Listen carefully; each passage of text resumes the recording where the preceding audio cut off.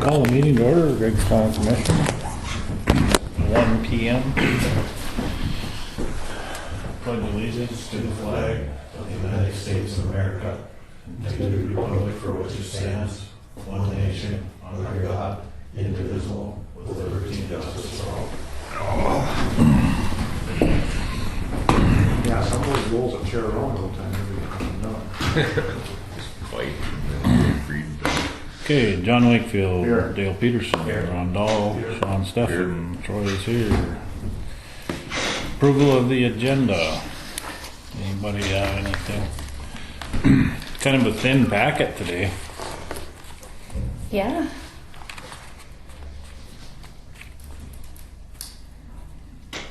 Suppose Harold will have a handout.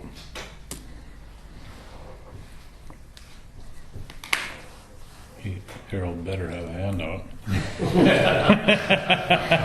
Harold's here, so. Saw him downstairs. Yeah. Anything to add to the agenda? I move to approve the agenda as presented. Been moved by Sean to approve the agenda. Is there a second to the motion? Seconded by Dale. Is there any discussion? Is there any discussion? Is there any further discussion? Seeing none, we'll proceed to vote. All in favor, say aye. Aye. Opposed, same sign. Motion carries. Move on to the meeting minutes from the 8th of May.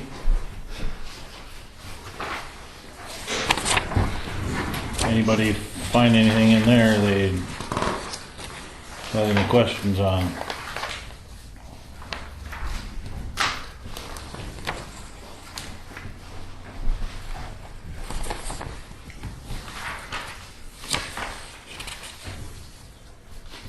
I had some questions on the very last big paragraph here. Okay. Let's see. Well, it starts like motion by Dahl that option 5 reconfigure option B discussed. Then there was continued discussion on the options. Wakefield seconded the motion. There was continued discussion on the option. It just seemed like that phrase could be taken out. Well, it was just like it was back and forth, back and forth, Yeah, back and forth. So right. I didn't know how else to do that. But it keeps go, and then after that it said Dahl would like to add to his option. I made a motion to amend my motion. We'd like to add Yeah. to his motion. Yeah. Okay, sorry about that. Well, that's all right. But That would be then it was called 3 times for discussion. Then there was continued discussion of the options. Oh, it doesn't say in there where it was amended. No, it doesn't. It should be a motion and a second. And then during the discussion, somebody else made a motion to amend that motion and somebody else seconded it. Yeah, I made the motion to amend. It was Dahl would like to add to his motion that is contingent on the cost. Wakefield second the motion. I know, but you can't add to a motion, you gotta amend it. I made a motion to amend my To original amend. motion. Okay. And then there was discussion on the amendment, and the amendment passed. And then there was discussion on the amended motion, and then that passed. That's correct. And when you get past that, there's a little bit more. Okay? Well, yeah, and I'm probably bringing up the same thing as you are. Motion Later it to says, amend. motion by Wakefield that the garage space be assigned to the custodian, second by Dahl, and called 3 times for discussion. There is discussion about the garage purpose from the beginning, and then Chairman Olson called 3 times for discussion. It's like, he asked for. We went around in a circle? Well, yeah, you Okay. got the discussions in here so much, it seems. Yeah. Okay, here, after that, it says there is discussion about the garage purpose from the beginning. That should actually read, there is discussion about the intended purpose of the garage, is how that should read. And that was after, Yeah. it was called 3 times for discussion the first time. Right, but see, that's, right now it reads, there is discussion about the garage purpose from the beginning. And I think that sentence should read, there is discussion about the intended purpose of the garage. But both before and after that, she's got called 3 Yeah. times for discussion and then called 3 times Yeah. for discussion. Intended purpose. Of the garage. And then even further down, motion by Dahl to serve the letter of the building authority, seconded by Steffen, and called 3 times for discussion. There was discussion on who the letter should be served on. Then Chairman Olson called for discussion. It's just so redundant that Right. if you can get those out of there, then we know there was discussion, but it doesn't really add much to the public's knowledge. Right. So do you guys want me just to take it all out that they're like, Well, you could almost say. Well, what I would Where it's do, referring twice. when probably. we're talking about a motion that there is discussion on, a lot of times I call for discussion 3 times and there's no discussion. right. So, I think what I would do, you got the motion and then you got the second. And then I call for discussion. And then you should describe the discussion, just so that Sticks the with the actual, motion. the content of the discussion is reflected in the minutes. And then after that, you can say, being no further discussion, there was Chairman Olson called for a vote. Okay. Motion carried. 'Cause I know You don't that- need to put in every single time that there was discussion. That is really only needed if there is none. Okay. Okay. And back to page 4 here then. Okay. And if you go down 1, 2, 3, 4 paragraphs, the last paragraph, it says, there was discussion on the 9/11 sign. Yep. And the next sentence says, there was discussion on the financial portion on the fair board and water board. Actually, what we're talking about, it should read, there was discussion pertaining to the county auditor keeping the financial records for the fair board and water board. Discussion on county.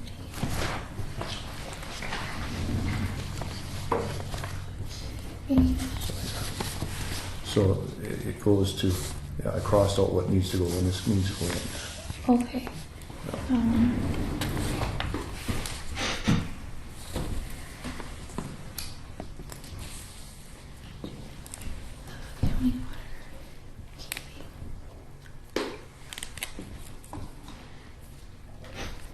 And technically, the minutes only need to record. What was done, What was done. not what was said. That's correct. Technically, that's all that needs to happen, was that it was proposed, a motion was made, a motion was seconded, the vote was taken. And that's really the only thing that the minutes need to reflect. If we do any more than that, we can, but if you want simplicity, that's the way that's all that needs to be recorded, correct? Right. Yeah, I've seen some of them, like other cities that do a real abbreviated like that. Yeah. I don't really like that because the citizens that read the minutes Yeah. don't get the flavor of the discussion. Yeah. But for technical, if it gets too technical, you can always fall back to that. It was a motion made, a motion seconded, or not seconded, and then the vote. All right. So do you guys want me to revise this entire paragraph and then bring it back up to you guys the next meeting, or? Probably. Okay. Okay. Let's do that. So with that said, you wanna, well, we won't really get it in the paper if we do that. No, I would wait until June 12th before it got in the paper. You wanna read it back to you? Yeah, we'll read that. Then we can approve them? So basically what you guys want is to take out like all the continued discussions, and there is more discussion and then more discussion. More. Yeah. Well, if you're not, okay, you haven't made all the changes that No. you're gonna make yet, then we better not approve them. Yeah. So it's better way to put it forward to the next meeting.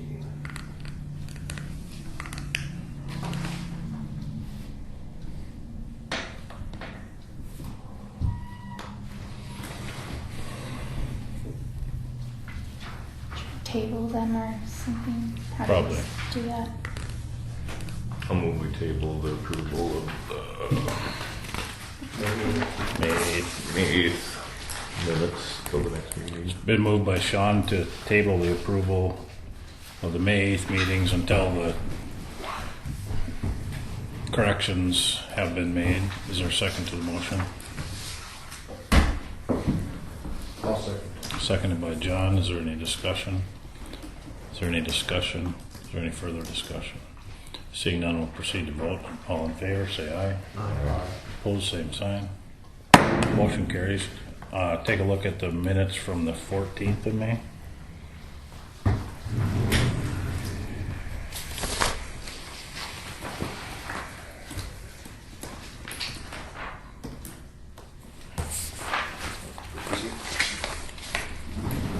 I think I got that one. I'll move to approve the May 14th minutes. Dispense with the reading. Been moved by Sean to approve the minutes from the special meeting on May 14th as presented and dispense with the reading. Is there a second to the motion? Second. Seconded by Dale. Is there any discussion? Is there any discussion? Is there any further discussion? Seeing none, we'll proceed to vote. All in favor, say aye. Aye. Opposed, same sign. Motion carries.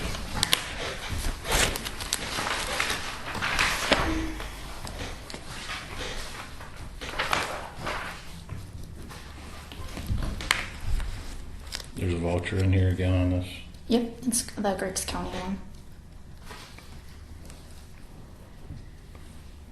It's the Griggs County one. What do you mean? Isn't it the same one we looked at last time? Yeah. Yeah. It would be for the same thing, but since the bank Offset. offset the we would just pay it to Already. Griggs County. They all said.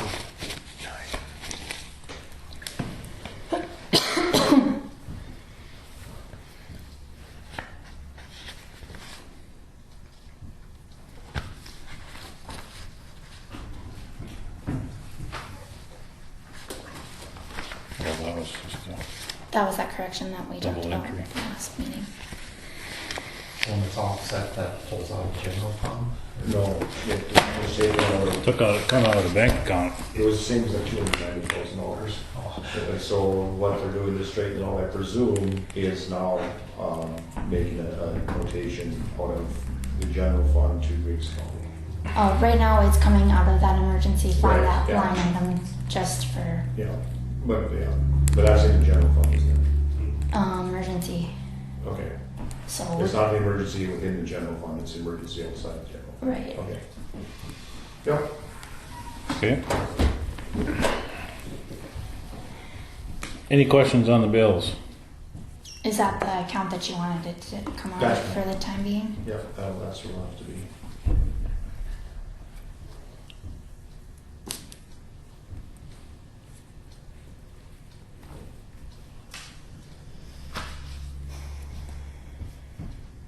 Will we have to make a resolution to that effect? Because it's coming out of the emergency fund? Anytime dollars come out of that emergency fund, there needs to be a resolution. Describing the emergency.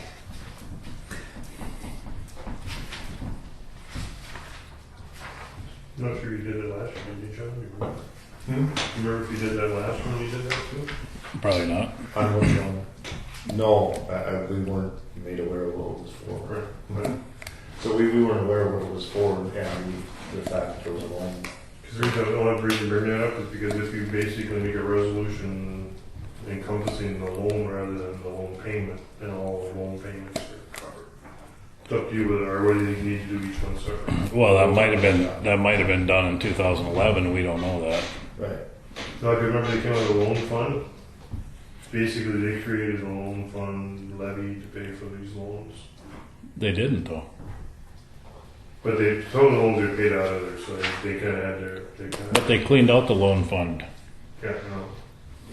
But in theory, that was a separate levy. That's why they increased the general fund levy in their mind, was to borrow these notes that we talked about in the past. And some were paid out of that fund prior to last year.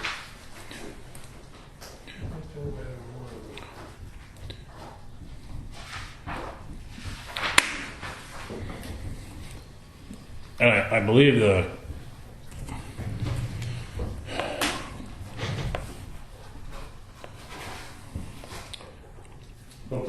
commission has the capability of levying 3 mills to the loan fund, correct? Right.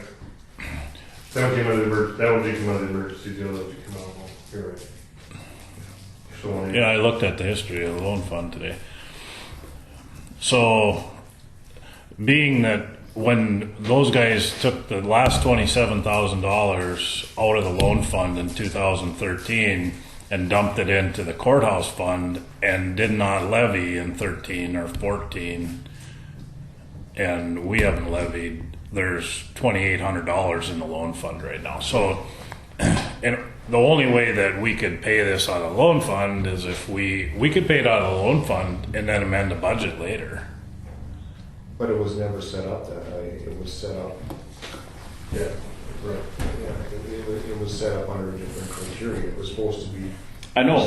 yeah, so we, the original documentation has it set up to be paid by the Accounts receivable. taxes. Right, accounts receivable, there you go. The delinquent accounts receivable, Right. basically, yeah. And there was never a sinking fund set up in conjunction with that, so no way to track. First of all, those funds weren't identified. It was never identified how much money wasn't Outstanding. outstanding. Without doing that, instead of a sinking fund, how do you track it? So it's a dilemma, and it is an emergency, and I think that's what needs to stay. Okay. Because it was never set up any other way. We looked at the resolution. They set it up using 210421, I think is what it was, and that's what they referenced it back to. So that resolution probably does cover it. That No. resolution does cover it for that, for Just that setting year, it up. isn't it? Yeah. But, yeah, it was done, the paperwork was done correctly, the implementation wasn't correct. Right. But the intent was there, so it was intended to come out of the emergency fund every year. Because I presume the sinking fund was going to be set up payable to the emergency fund. I presume that. I don't But they know. didn't identify the repayment stream. I know. It was set up to identify the repayment stream and then create a sinking fund for that as those delinquent taxes were collected to be paid into. And now I presume that was going to be in the emergency fund. Now, none of that ever took place. They set up to do it, but they never took place. So it's an error. The intent was still to do it this way. And as you pointed out, the banks have done everything on their part correctly. So I think we make a resolution and pay it out of the emergency fund. And Okay.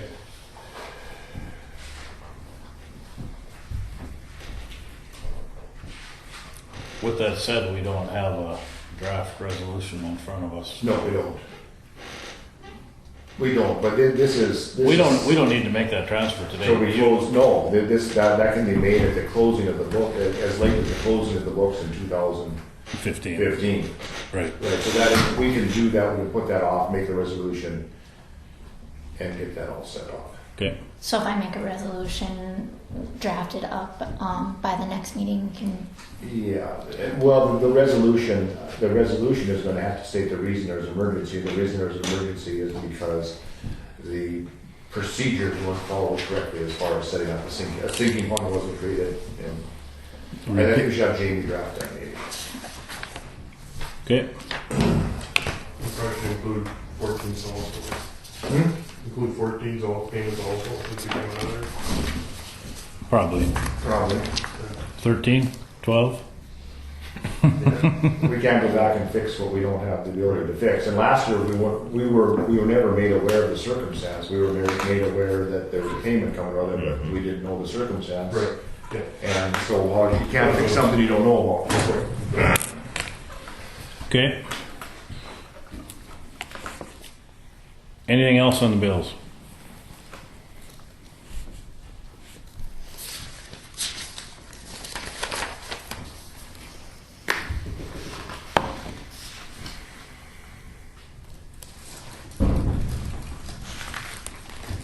That was all I had, I just left that one there. Motion to approve minus the Griggs County payment. I so move. Been moved by John to approve the May bills and vouchers minus the $12,097.39 voucher to Griggs County. Is there a second? Second.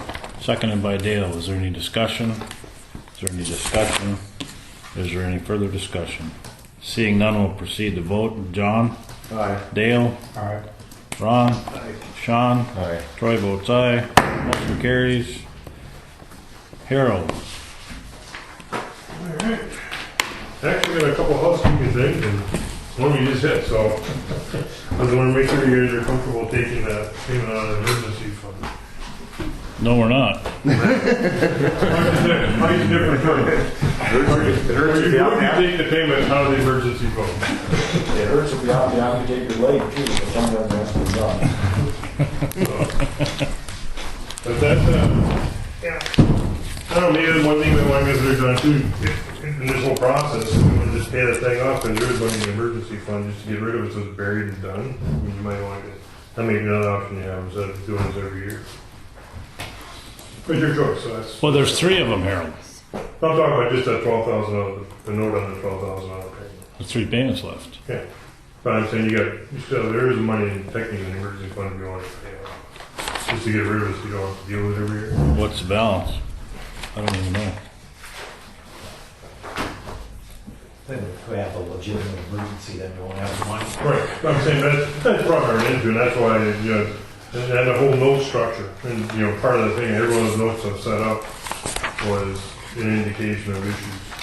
And the question comes, is, you know, you can very easily write them out when you do nothing wrong with that. What, before we even start, so I need to work from that premise, what was carried forward out of the 2014 budget into 15? If you look at, that's those first 2 pages. Yeah, I know, but I didn't see a total. If you see a total, if you see the amount the county had available on the first page, right towards the bottom, you see a little gap, the 2.3 million, which was the different funds. And then on the second page, the total amount of cash you had was 3.6 million. And the reason why it was 2.3, again, you see $1 million in prepaid taxes. General fund itself, the top number is 316,000. And federal aid loads at 488, and highway tax at 625. So the general fund closed out 2014, carrying forward $316,000. That was a little bit off from what we were told, which not by you, which was $26,000. 26 or 7. Or did we end up at 87? I think no, you take some of those numbers out. That's the total cash, but if you take pieces out, right? You still do that?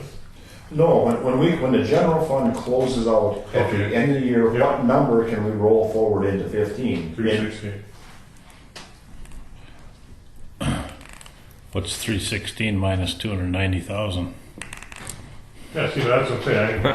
It's on your mind.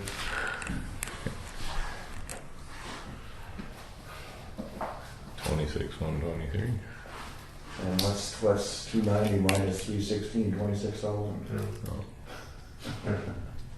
Isn't that what it said? Right, yeah, but so I'm saying that technically, so if you wanted to move that money to get rid of all the courthouse stuff. So Right now, that 316 then is because the prior year, that $290,000 that was written out of the first financial never was reflected upon the balance in the general fund.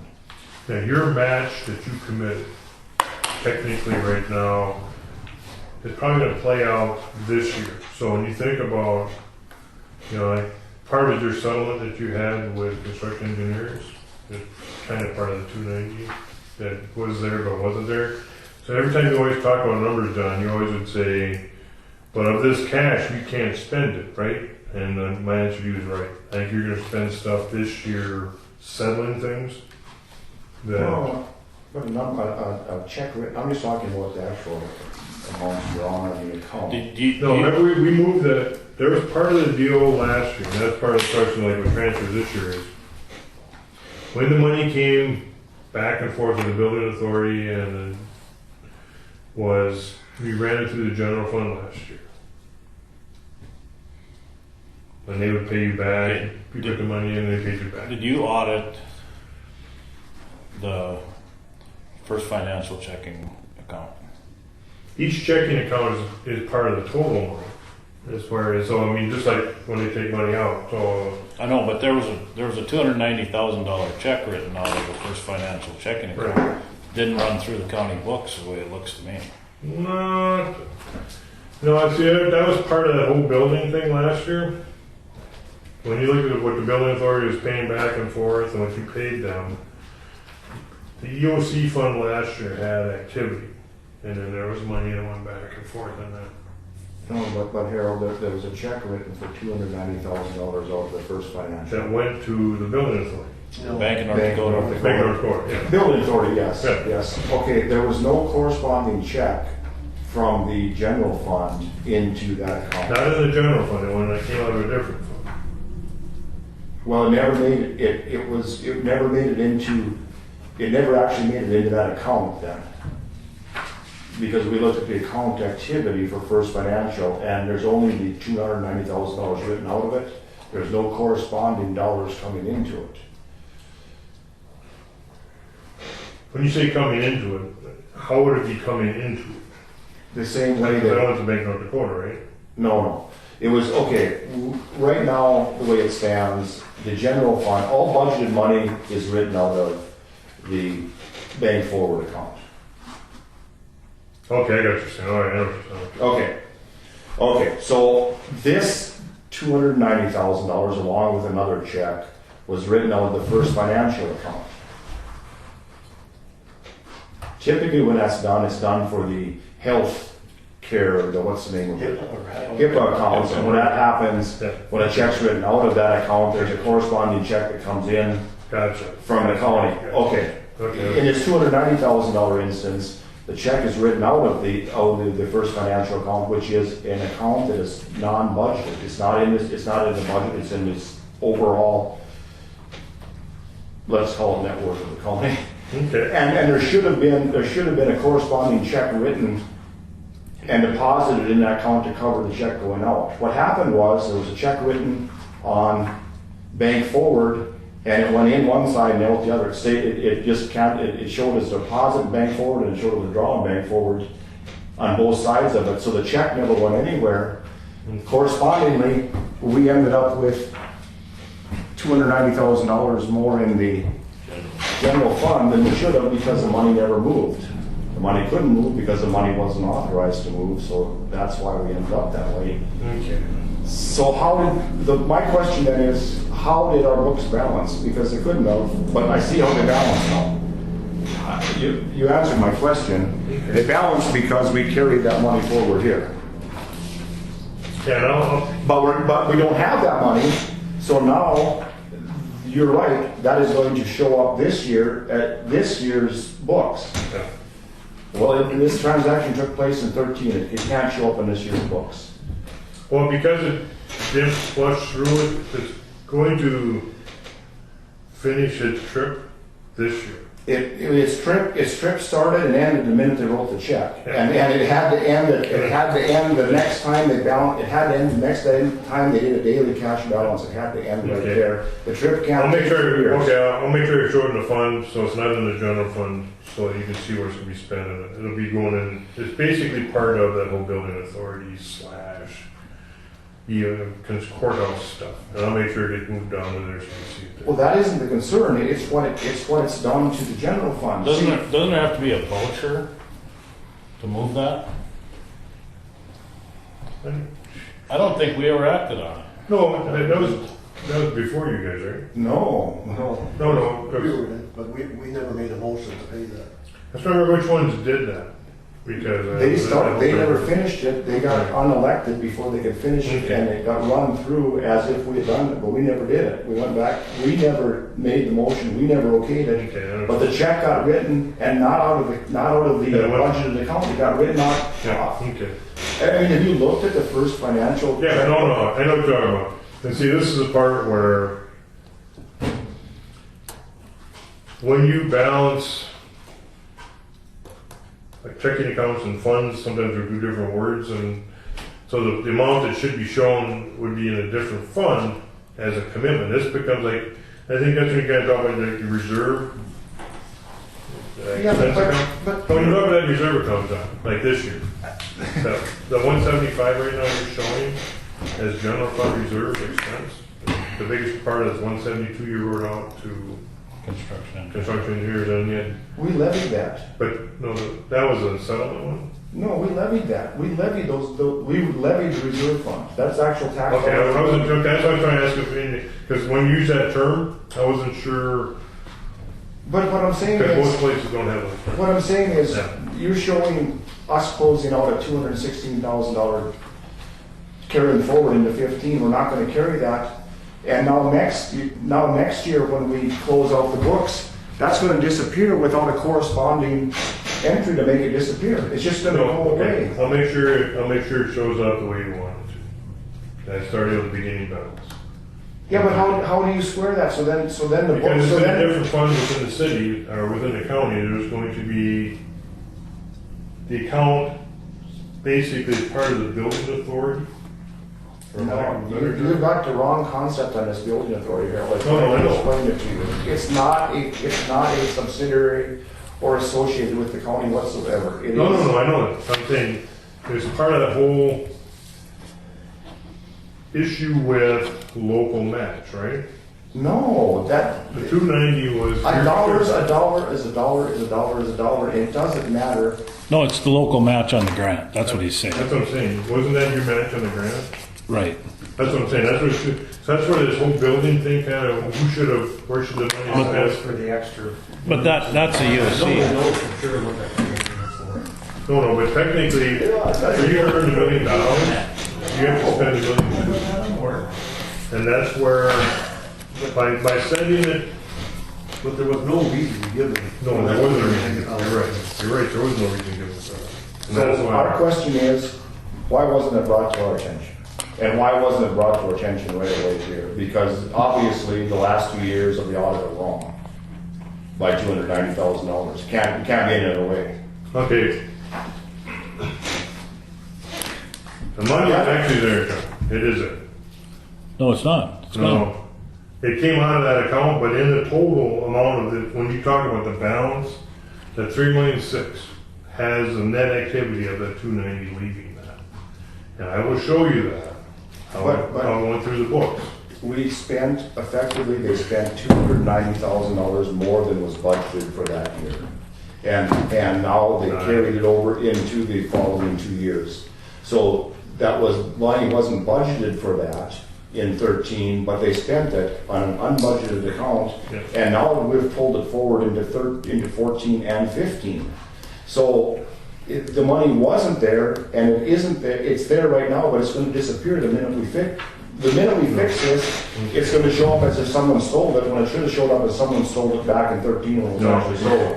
And that's what how it should show up. For purpose of it, the one thing, and the reason I bring up the building authority, I know it's not part of you guys, I understand, but, the issue from day one always was, should you have been splitting the checks to construction engineers?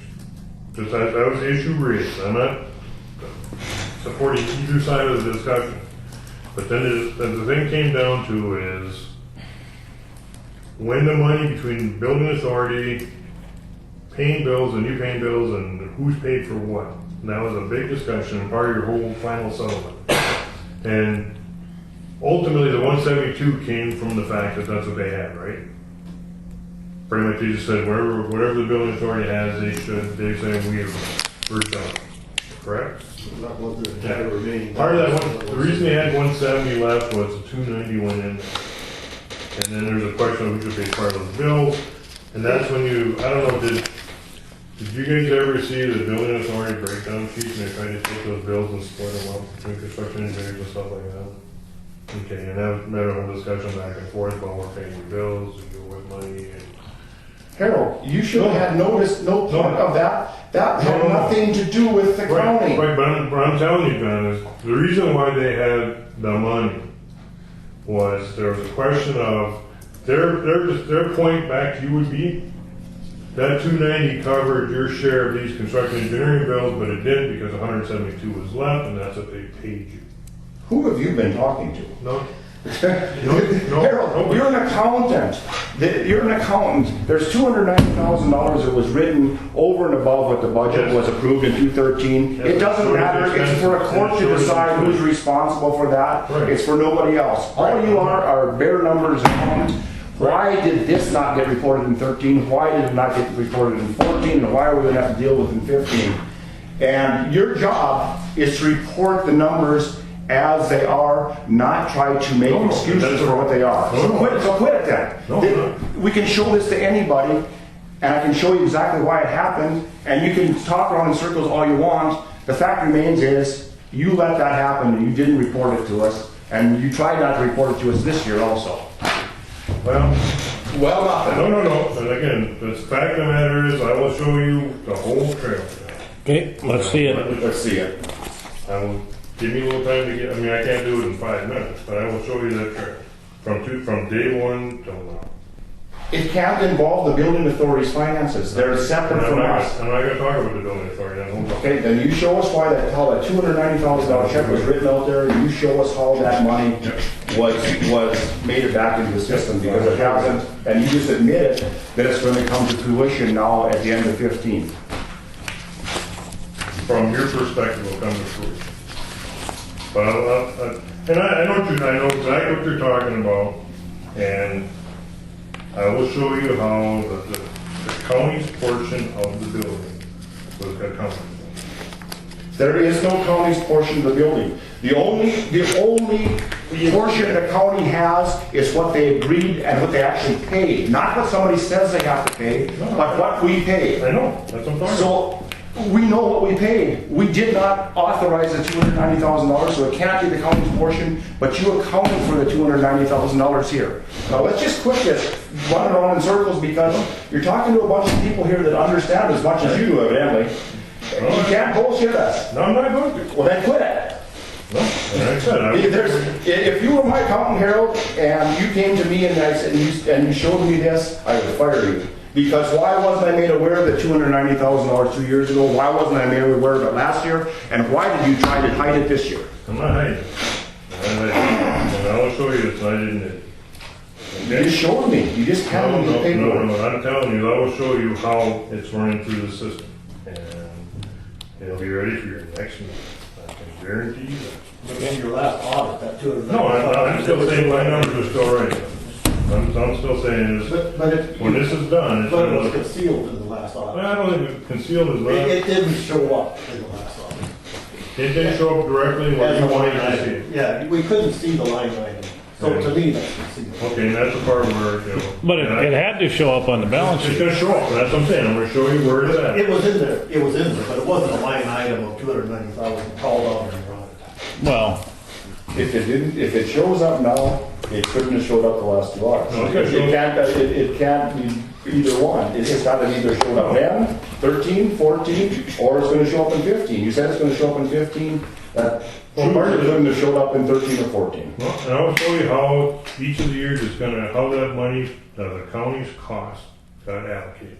And where it's at, for 13, 14, and 15.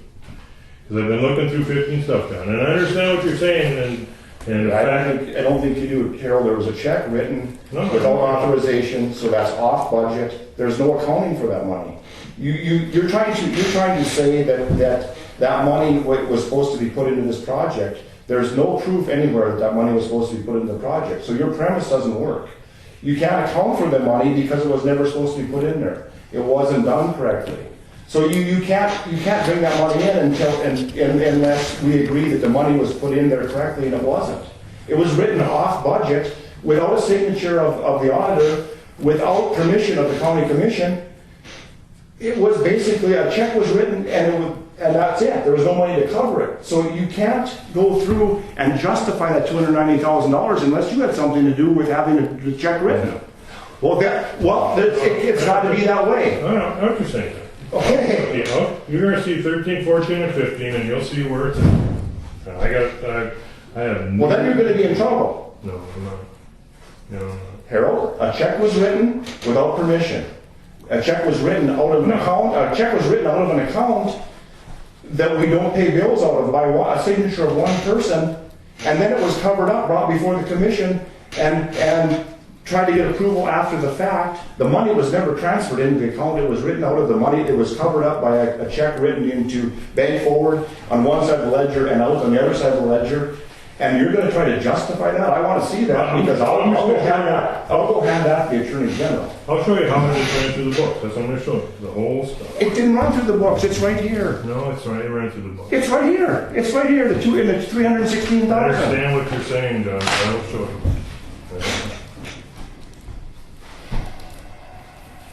Alright. Okay, Couple housekeeping items. In the past, you've amended the budget when you've overspent it. And this year, Sam talking about it, and I said, look, you guys, there are 5 funds that were overspent. You want to amend the budget for it? Fact of the matter is, if you amend the budget, it becomes just a formality because you've already spent it. Some people will argue the fact that if you approve a bill that's over budget, you've basically amended the budget. The funds you've had, EOC is one.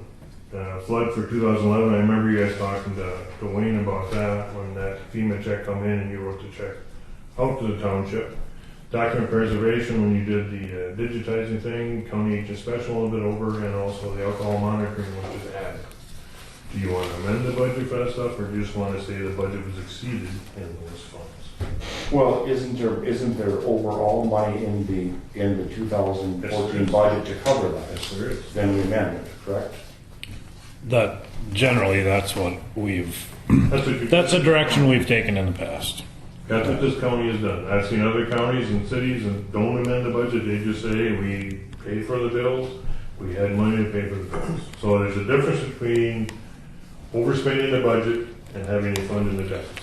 But we didn't overspend the budget, we overspent a line item in the budget, and we're able to, and we have funds remaining to correct that. Yeah, well, I see like in the farm market, you got a big problem.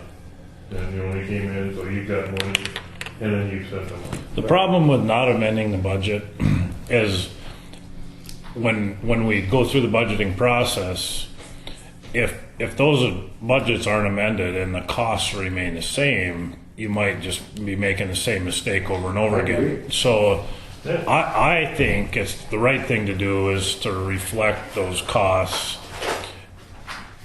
as actual, and we can then decide whether or not those costs were justified going forward. The only problem with it is how much, what's the total dollars that were over? Well, you're over just like in revenue and expenses, so I mean, the total amount, because again, with the EOC building and the farm to market, so if you look at, I didn't have a total sheet, because I know in the past, when Sam asked me, I said, well, it's up to you guys, and she said they weren't sure, so I said, okay, well, then I'm not gonna do that, but if you go to, that's actually a reference to page 32. See, so if you look at page 32, that's the highway funds, and the biggest one's the farm to market. You got intergovernmental revenue excess of $1.7 million, and you spent $1.1 million over budget. But in all, you still had a surplus from the budget of $576,000. So if you'd amend the budget, like you had in the past, you'd also amend the revenue budgets to say we got revenue to pay for it. Just like in the EOC, you got revenues of $657,000 that wasn't budgeted. You had expenses of $577,000. So if you amend the budget for both, then you have no budget variance, and you have a surplus. But from Do we have anything in the general fund that it was over? Or some line items, but not in total. Right, so the 260, the 316 is reflective of the general fund in total. If you look at, let's reference to page 31. General fund had a budget surplus of $105,000. So you budgeted $720, you spent $598, and government and the public safety had deficit. So there was line items in the general fund that were over budget, but way overall, you spent less than you budgeted in the general fund. You had those 5 funds that basically had activity that wasn't anticipated at the beginning of the year. That's where the budget amendments would be needed. And like one was flood of 2011. And I was at that meeting when you were talking to Wayne about it, and he said, we're getting in this money and we're going to spend it, we're going to ship it right back out. There's like $58,062.87. That's a FEMA paid you, that's a fee paid the township for reimburse them for the costs they incurred.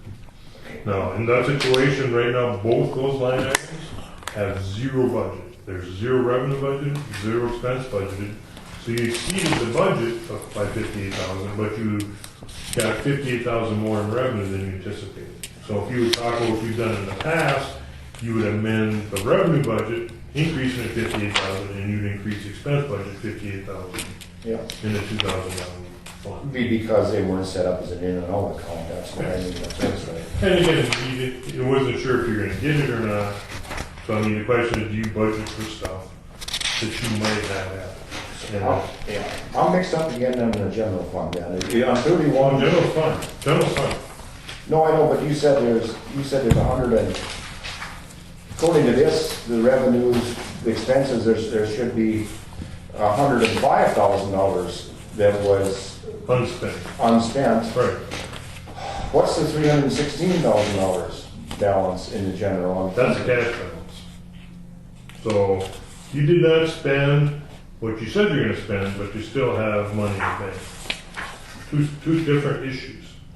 So when we talk about budget, the budget becomes a management control tool. And I'm a budgetaholic and I confess that. But so you're saying is, and I know we talked about the last time we were budgeting, and also I remember you guys talking about, you said you want to control line items, which I think is great, but it's a lot of work.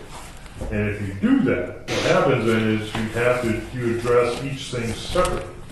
So, like I said, in the general fund, when you look at that page 31. Yep. And you subtract the 141 from the 246. Right? Revenues. No, you actually add it because both are good variances. So the 141 and the 105 equal 246. So you budgeted low on revenues, you got more money in than you said you were going to get, you spent less than you said you were going to spend. And that's why most people like the budget, so they always look good. But then the question comes is, when you budget that deficit, you're in theory saying is, we're going to end last year at $110,000 less, and you actually ended $246,000 better than you ended the prior year because you manage your funds well. Now, when you exceed budget, you don't. I mean, I've seen some people they'll basically amend the budget to equal expenses and revenues. I don't agree with that. I mean, So according to this one, there's $246,000 that we Carried forward. What's the 316? How do we get the 316 is actual cash. How can the actual cash differ from the budgeted versus the spent? Because most budgets are very conservative. So if you look at when most people finish their budget, either they're going to be broke or close to broke. Yeah. But in reality, if you ask them, you're saying, do you really plan on being broke at the end of this year? And they'll say, absolutely not. Okay. So the 246 is what we ended up with in 2014 that we didn't spend in 14. The difference between the 316 and the 246 is the amount we carried forward from 13 into 14. No, those two columns are still totally separate. Every time you talk about the 246, all that says is We spent $246,000 less than we said we were going to. actually you spent 105 less, you got 141 in more than you said you were. Right. So if you say, if I'm going to bring a dollar in, I'm going to spend it. So I'm not going to levy unless I'm going to spend it. Then the theory is those two should end up at zero. Now, in all actuality, in most cases, governments say you got to budget revenues low, expenses high, therefore we recover. Because if you exceed budget, this is the dumbest part about government accounting. I could exceed budget and I get written up, but if I budget to go in the hole, I'm okay. That's fine. So if you want to spend all your money, and be fiscally responsible, as long as you budget that way, you're okay, yeah. But if you budget conservative and you show these surpluses, then they say, well, what does this mean? Does this mean $246,000, 100 in expenses, 150 in revenues? Should you get closer than that? If you want to say, we are not going to tax unless we need it for having money in the account, then these two numbers, the variance in the general fund, should be closer. Well, I mean, I always think that what we have left over, we carry over into the following year, which does the same thing. It lowers the amount of taxes we have to levy. We carry it over. Absolutely. I still can't get in my head what the difference between the cash and and the balance. Where does that extra $60,000? Where did it come from? Well, Can somebody else? Just like your bank projections. I mean, technically, if you look at it, you anticipated, if you look at the second column, you said we're going to end the year $70,000 in the bank. That's what you told by your actions of what you adopted for revenues and expenses. You said we're going to bring in $715,000. We're going to spend $825,000. So therefore, we're going to spend $110,000 more than we have. And that's what I remember you talking about deficit spending, John, and how you were talking about we're going to be in bad shape and we don't have money. And you were anticipating getting down to $70,000.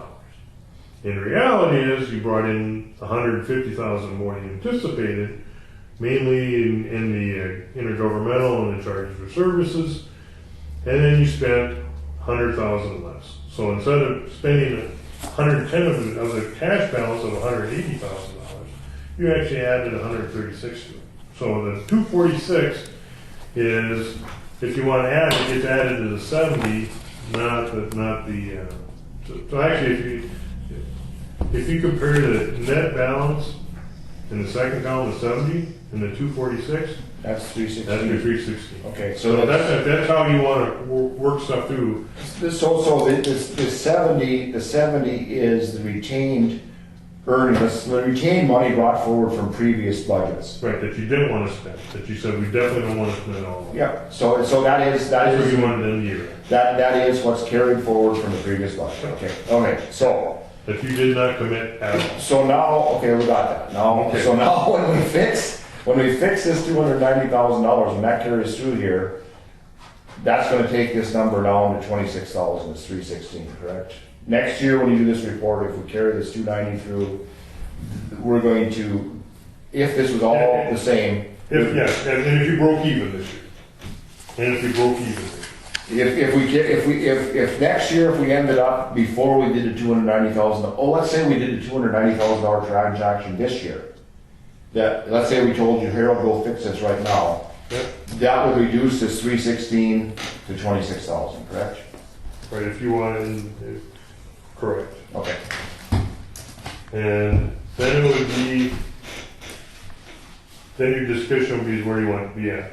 Do we want to commit more or not, or do you want to build it back up? So in order to do that, we're gonna have to go back to 13, and we're gonna have to amend 13, because the cash forward won't be, and then we'll have to amend 14, we'll have to amend 15. Well, we'll show you that stuff, yeah. We can show you that. And again, I'll show you how some playthrough done. I know exactly what you're talking about. Well, so do I. So I can say that. And I have no doubt. And again, I know. So So anyway, no, I'm fine with that, go on to the rest of it, I'm fine with it, I got it. I just wanted to know your position for later on. Okay, All right. do you want to amend the budget for those packages? I assume we do, I don't know. Okay, and what I'll do then is I'll present that to you guys, so you can get those numbers. Do you want to amend to the actual amounts, or do you want to, so, like for example, we use the EOC, or let's use that one of 2011, 58,062.87, which you Right. right in, you took out. Do you want the budget amendment to say those numbers? You're gonna amend the revenue and the expense. Budget, both. I would say so. Yeah, and then I'm gonna do the same thing with farm and market. I'm gonna propose that you amend the budget for the revenue coming in and the expense rate for the grand list. Because that isn't gonna change, that isn't even gonna change the surplus. No, On that's what I'm those. saying. That's why when some people look at it and say, why bother? Because we can't get ourselves any better. We don't earn money by amending the budget. You go, no, you don't. Well, what you do is you manage better. Right, well, I mean, all that should happen, all there should be an in and out budget attached to those budgets, so we don't have to amend it, so that it's an in and out that's attached to those budgets. then it would solve it. That's an interesting concept, yeah, that's a way you can handle it. If Then you don't have to worry about it, as long as it, because we only spend it once it comes in, Right. then you wouldn't have to worry about it. I think the reason that they do that is so that it leaves a trail. Right. Because if there's an in and an out account and it comes in and goes out, then the next guy that comes and opens this up never even sees it. Sometimes it goes out, they'll come in. Yeah, just have an out and out. Talking about transfers, the EOC money went under EOC fund this year, not through the general fund. Are you guys comfortable with that? Because last year we put the money in the general fund, we transferred down to the house, so expense. Doesn't make any difference to me whichever way you do it, but I just want to make sure you're comfortable with that. This way you did it is fine. I think it's more than fine. So. We did it for the EU, we put it in a separate account Yep. because the grant fund wanted that. And they want it that way, that's right. So this is perfect. I just want to make sure, because you did it different the last year, that you're comfortable with it. The last transfer that technically is done and didn't need to be done, but eventually will, if you look at highway tax and county road, because highway tax will support county road if it's short. And right now, there's money sitting in kind of highway tax of $600,000, and the county road is $100,000. So eventually, you don't need to do it at the end of this year. You can, but probably during this year, sometime Samantha's going to come to you and say, "Hey, the county road fund just went under," just like it does with the social service. We need to transfer money up, and you'll just transfer that. Similar to this one. Exactly like that. Okay. So, but again, social service needs it every year because of the way the funds are structured, but that's the part where they do that. So. I got a question concerning how do we account for delinquent taxes that are collected? Levied but not collected. Yeah, levied but not collected in the year they were levied. Right. Right now, there's no official accounting of that. No, I know that. Because you're cash basis. That answers my question, and that's why the off-budget accounts keep growing, because we put the money in there and. Yeah, that's one of the problems, yeah. You're Okay, I got it. Hey, that's I got it. Takes me a while to figure it out. What do you mean there's no way to account for it? That's not hardly possible. I should say there's no way to count it. There's no way to count it for current. It's not. Currently, it's not set up. See, that's what I was telling you. There's no way. So that money is levied. I don't. It's not spent, and then it goes, and that's why those accounts keep building up. And that's just what I was telling you. That's why there's no accountability to those accounts, because we don't know what's going in there. You could technically there's language you could add for like prior tax collections. You could track it and show them up. And kind of what. It's a sinking fund is what you're supposed to set up. That's what those certificates of indebtedness are supposed to use as a. They're supposed to be supported by You gotta know what taxes you gotta levied know what but the not amount collected. is. Yeah, they are. But there's no way for us to set that aside, because it seems to me like our general ledger is not set up adequately to do the accounting for the county. Most governments don't want to get tied into that. I know how it works. It's a work. Oh, they don't want to get tied into a transparent system? Really? Troy, at the end of the year, I know. there should be a sinking fund set up for the amount of money that is delinquent. Then at the following year, 2013, that money should be 2014. transferred into the next year's budget. Carryover. Right. So it doesn't have, so you don't have to levy for it. But that's exactly why these accounts that we have off budget make me so nervous, because there is no accountability for what's put in there. And you saw what happens. Money can come out of there, and then when you don't know what's put in there, you don't know the money came out of there. Okay. Well, we'll be as transparent as we possibly can. So one other question I just had, just for the timeline, then we'll go back to the whole building authority thing. I just want to make sure. So.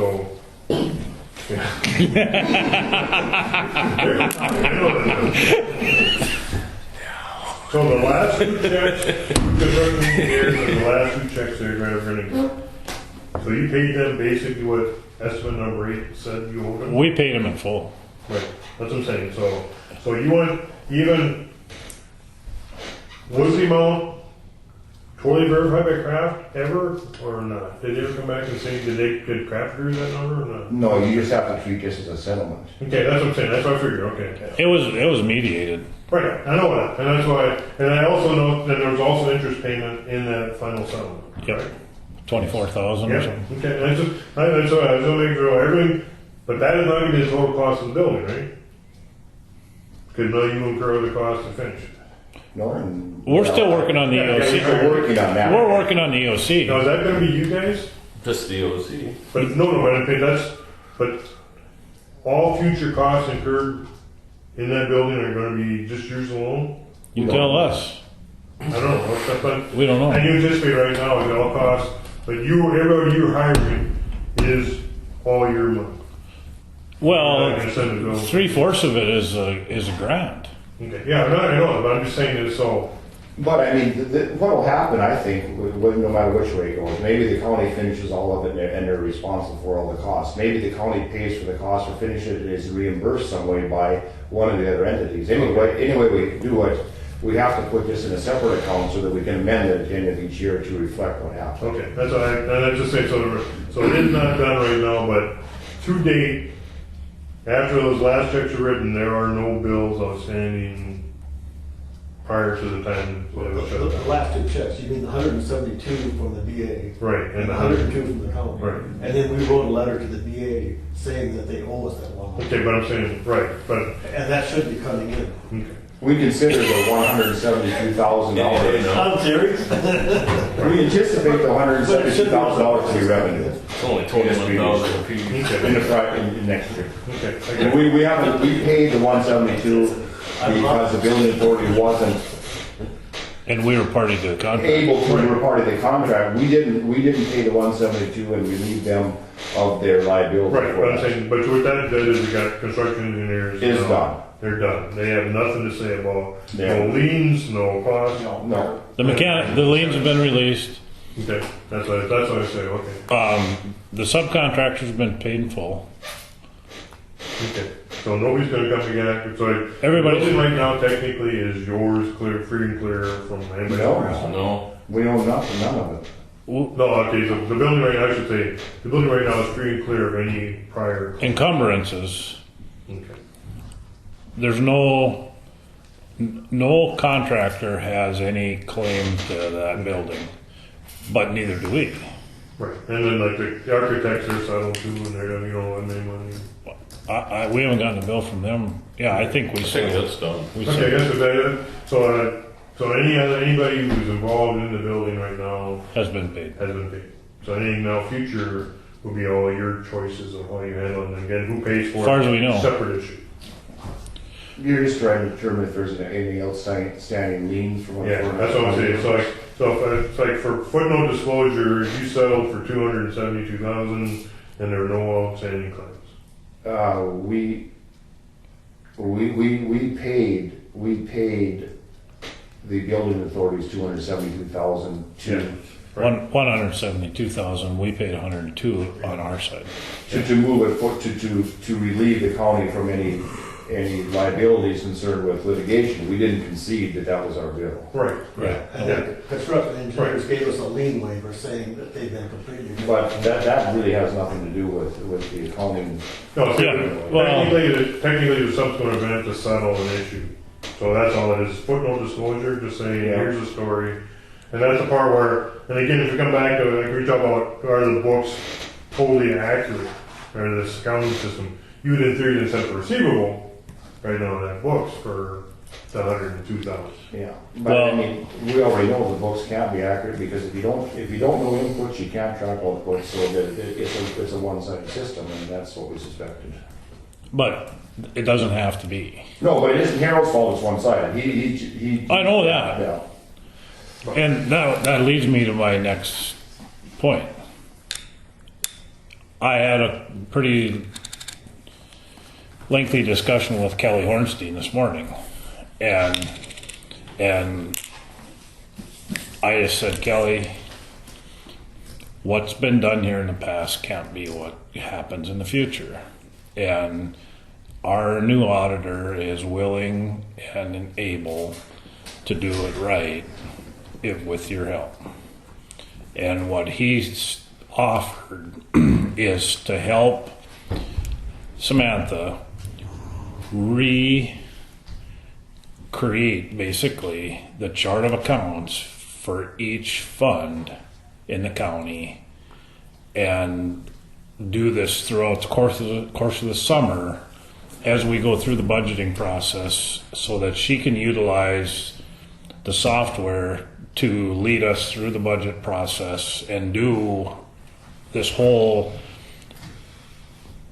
governmental accounting in a way that it is transparent and it can make sense to everyone involved.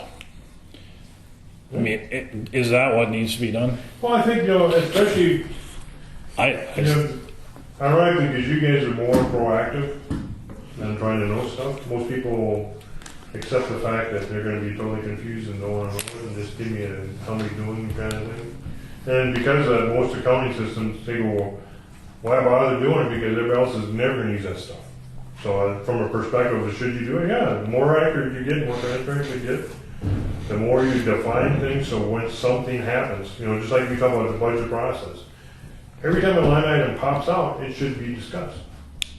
And it should be identified and it should be done in a way that, I remember like the last night, guys, when I was listening to you guys talk, I think you guys made a perfect point when you asked Don, you said, what bills are we approving today are going to put us over budget on line items? And the answer was, I don't know. I can tell you next time when we're in a report because then it's going to show up in the name. Those kind of things would be really nice to have when you build the system to show that kind of stuff. So yeah, I mean, there's things that are more labor intensive and are more work to set up. They allow for better management. They're more work to set up, but they're less work to use once it's done. Because you allow the system to assist you with your job instead of punching the numbers in and hoping it comes out right. This isn't a very big business. I mean, you could do this on QuickBooks on my iPhone. I mean, this is not a big business. I understand that. And but the principles we're talking about here are elementary. I know. And it's accounting 101. But nevertheless, they were not set up adequately from the start, and Samantha isn't an accountant. No. But she's going to be when Kelly's done with her, so. Actually, Kelly's going to benefit because when he talks to other accountants, he's going to say, we got this really nice system. He has this set up for other counties. We just never did it. I think. He told me. The ones I've worked with them that are other counties are almost identical to what you guys got. So the smaller counties actually most small counties are very happy with mushroom treatment. Most of the small counties are all screwed up. Their answer is raise taxes. But that's where I agree with you completely, Troy. Samantha should change our system to match Kelly Hornstein's system. Because I think his system makes sense. His reports make sense, his entries make sense. But the way we do things, and it's not your fault, but it just doesn't seem right on so many things. We don't allow the software to help us. So when we're doing the budgeting process, we're doing all this handwork and then trying to push a round peg into a square hole at the end of the day. Yeah. It doesn't work very well. I mean, the primary thing we've got to get control of this year is we need to have control of knowing and tracking our revenues. So if we don't track our revenues, how do we know what we're spending? I mean, So when we look at this, Harold, okay, over the last 40 years, there's been revenue coming in out of budget every year. Where is it? it's But see, it's part where most of the time was because you anticipated losing money and you didn't lose money. Where is it? What's the balance? No. We didn't lose money. Where is it? No, what I'm saying, Troy, is if you look at it, is the budgets have been consistently off by a huge amount because the budget process is flawed.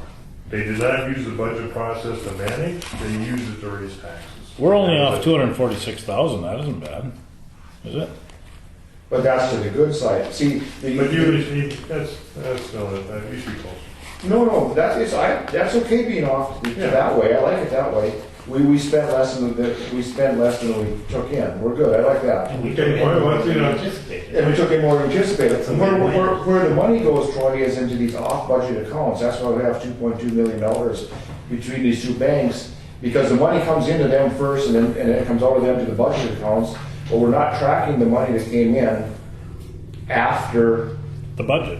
the budget. After the new year. After the new year. So if you take 40, 50 years of doing that, that balance just keeps growing. We don't take into account the money that we collect after the due date. That's what I mean. Yeah, In a real accounting system, it would go into a sinking fund or whatever. There and then would be it a balance. It would get transferred into the next year's budget. we would know what that balance is. Yeah. Right now, can anybody tell us what that balance is? $2.2 million. But we don't know how it got there, and accordingly, that's why we didn't know that $290,000 left there, is because we didn't know what was supposed to be there. So how do you tell that? How do you balance it? And that was the argument I've been making for quite a while. Is there's no way that we can guard against that because we don't know what's supposed to be in there. Well, every year should have a sinking fund, 2013 sinking fund, 2014. Then you know where it came At from. the end of 2014, it should have been calculated how many overdue taxes there were, and that should have been a number, and then as they were collected for that year, they should have went into that account. It should be one of them for every year. And then as those taxes are collected the following year, they should become part of the revenue stream for the next year's budget. They're always Because it's been collected, it's available, and now we can go to offset taxes levied for the following year. And that sinking fund stays there. If 10 years down the road, there's still money that goes into that sinking fund from 2003, it goes in there, and it gets emptied out. They can't get that old. It can get 3 years old. Yeah. A metaphor. But I mean, they're always going to get paid, whether it's by the property owner, if it's through the sale or of the resold, property. right. So it's always going to get collected. But that account is never, those accounts that I can see have never been tracked. I can't find anywhere where we ever tracked that. Did we? Well, I think Where does to the degree you're talking about, you're right. What you want to see, nobody's done. But I mean, we know where it went. It went into one of the bank accounts. Yeah, what I'm saying, but what you're talking about is how you want to track it. Most people just go, this we're we'll trust. Well, how much money right now is outstanding for 2011 on taxes? I can tell you because we don't record it. That's right. That's what I'm saying. You're right. The fact is, on all those items, when you say where are we at, or even the same thing of do people owe you money? Townships do it, but the townships owe you for road work you did last year. Well, we keep track of that. Yeah, you keep track of it. It's not through here also. I mean, if you want to run a report, one selected taxes, you can run that. But just it sits over here and nobody talks about it. Then you go, okay, I have this money. Whose money is it? And how is it split? And you go, well, I don't have that money. Because we don't, it goes into the bank account. Well, it doesn't come into the budget. Right, but it's part of it. It kind of eventually migrates there, but not the way you go. You want to do it. One county records in receipts. That's How do you access that money if it never runs into the budget? It doesn't. It doesn't unless you overspend the budget. Where you're confusing something. It goes into this big pool. We've got this pool of money that is the total funds available to the county, and then the budget accesses that money, and we pull $2 million out for this year's budget, and now out of the $4 million that's in there, the problem is the money that keeps coming in here, we don't know how much money is supposed to come in here, other than the taxes, and we don't track them. So this is just a big pool, a big bloated pool, and we know once we send the budget how much we're going to spend that year in the budget. But we didn't keep track of where it came from, of how the money got into there, and that's why that keeps growing, and that's why that's not accountable. That's not a bad deal if everything is done correctly. It's a real bad deal is if you don't know how much money went in there. How do you know how much money got taken out? Where's the safeguards? And it wasn't brought to our attention until this $290,000 check that didn't show up anywhere. How can that get written out of there and the cash balance and not be affected? How can it not show up anywhere? Well, we just found out why it didn't show up anywhere, because we don't know how much money's supposed to be in there. I come back to it, and again, part of the time we did that whole budget thing, sometimes when you talk about budget and money coming in and all that stuff, sometimes you're over here and how things are recorded and over here and other stuff. And that's where I think part of the thing we call the system is, it'd be nice if the system married all the things you're trying to do into one thing. So you watch all this money coming in saying, okay, I see this checkbook, you show me the total deposits, I see where they went. You show me the checks written, I see where they went. How can you possibly manage it if you don't? You can't. this way? Well, I think the system is set up to get through. Here's our savings account. This is the county savings account. Yep. The budget, this has X amount of dollars in it. The budget every year draws money from this account. Yep. We keep track of this. All the money comes into these are two accounts. All the money comes into these two accounts. We don't keep track of how much money is supposed to come in here. So how in the world can we know what the balance is supposed to be? Right. We keep track of this, Yeah. but not this. Worse yet, we budget money over here, and then when it doesn't, we budget money over here, we levy tax. When the tax doesn't get paid and it comes in here, it doesn't make its way back over here. Right. This is a one-way deal. That's why the cash in the. This is, let's put this in perspective. This is your savings account, your personal savings account, and your checking account is attached to it. You keep track of your checking account, and you keep depositing money in here, but you don't know how much money you deposited in there. It's that simple, and that can't be. That can't be. It's kind of quantitative, but not in a very good format, not in a usable format. I'll guarantee you that. You're totally right. What's so simple? No, what I'm saying is, the accounting records have that if you just get used to it, but I mean, it takes a hard time to get You know, you're going to make Troy's head blow. Troy's a banker, all he thinks about is numbers. No, I mean, And when you tell him stuff like this, he can't believe it. I believe it because I see it, but well, yeah. And see, the one thing as managers, your job is to pay bills, not get money. That's your primary function of commissions, and where they focus on is paying bills, not how to bring money in to pay bills. And Troy yelled at me a couple times. I told him that's all it was, and he said it couldn't be. Well, The way into it is not. we balance the bank every single day. Yeah. No, see, the thing is, money's Nothing coming never in. gets balanced. No, it gets balanced. It gets balanced actually every day here too. If you ask Connie, she's got daily sheets, she can show you how money's. Does she know how much float there is? That's unutilized?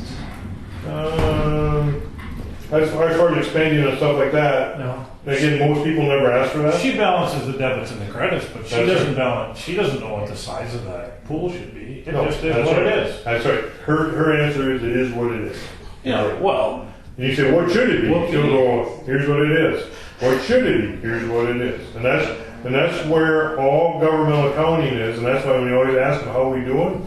The problem you're into you saying is, how should we be doing? Well, that's a different question, right? You go, well, technically it's the same question, because how you're doing is how you should be doing. Should be identified exactly the same way, but they're not. Because that's a pool of taxpayer money that's not being utilized. It's just sitting there. And what they like to do, they say, well, somebody else's money's coming in too, so it's not all your money. You know, we've got these people paying, you're going, all right, where's it, how much should be coming in? And that's the part where, as you manage it, and that's when, when John talks about it as a reference, as a budget, should you say, if we think we're getting $100 in, do we say 50 for budget, and then we get the $100 and we're happy because we get $50 more? Or should we budget 100 and say, if we don't get 100, we get 90, we got a problem. But if you're going to spend and only ask for money you need to expand how you account for stuff. Absolutely. And we'll fix the $290,000 next budget cycle by the final process when we do the budget is to bring X amount of unencumbered dollars from the savings into that year's budget. That's what we'll do. We'll bring the $290,000 in from unencumbered money. We'll put it in a reserve fund. If we don't spend it, we didn't spend it, but we fix this problem we have here. because the money's already spent anyway. And we Yeah. can finish the courthouse. Right. So that, I mean, that's how it's gonna get fixed, and then we have to keep track of what's supposed to be in our savings account, so to speak. And it's really easily done. Like I said, you can do it on a QuickBooks and everything. Something to come for you. Well, you can account for it, and it takes a lot of work. And I think it's great you guys want to do that, because most places are like, it's too much money, it's too much hassle. And then you come back to your point you said, then where are we at? How can you know where you're at when you allow the accounting records to basically run you rather than you run the accounting? In fact, you're thinking about saying, let's let this accounting system work for us, not we have to work it, not make us figure stuff out. If any software, I don't care who wrote it, garbage in, garbage out. That's right. But by the same token as what you guys are asking for, if you go to a county commissioners meeting statewide, they're gonna go, why would you wanna know that? Just be happy. Be happy that thing grows. If it doesn't grow, it's gonna get unhappy. And that's their answer, is if we have more money, and so we go up to 3 million. Next week. But if you're not keeping track of it, how do you know if it grows? Just by looking at the bank balances? Bank balances. That's what they do. And if the balances go up, they go, we must be doing all right. And that's government. What happens if the balance should have grown by $290,000 more than it did? Well, that's part of it. And you don't know. Those are the points when you raise those questions. If you don't know what's going in there, you have no idea what. If you don't know what you're supposed to have, if you spring a leak, by the time you notice it, it might be too late. You would, yeah. And that's the problem when people start. I told you. All right. So you're gonna come back and educate us one more time? I tell you, I don't have a problem coming back to these meetings, it's just kind of, always just working on stuff, and as you work through some of the stuff, yeah, I wouldn't mind just watching that process too. So I mean, I'll come and check with Samantha on that and see how, because. This might be the first time she's heard of it. You talked to Kelly. Yeah, he sent me an email and. Oh. But yeah, I mean, I think this is something where, and I think ultimately, are you guys gonna be, you're gonna be involved too, right? So I mean, is gonna give you guys sample reports, so you can look at it and say, yay or nay? They're just gonna start with the department.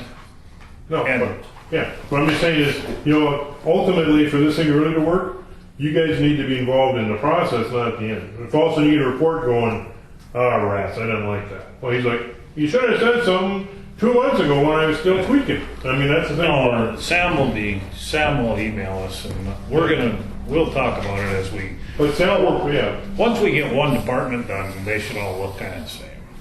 But I mean, sample reports is something good. The reports are going to make any difference. If you enter all the information, even printed a report you want, it's just enter the information in a column, and then we can look at what reports we want, or all of them, or none of them, or that doesn't make any difference.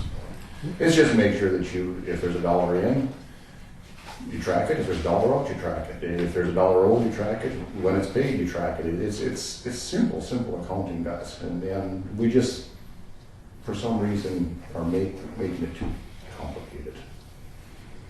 All right. Thank you very much. Thanks, Harold. Thanks, Earl.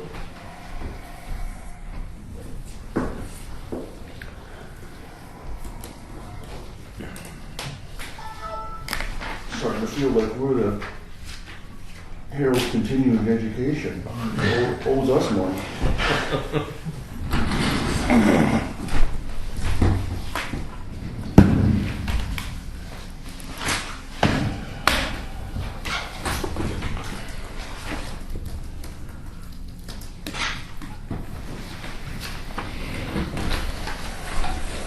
Good. Right. Recess. Recess. Is there a second to the motion? I'll second. Second by Dale. All in favor? Aye. Opposed, same sign. 10-minute recess.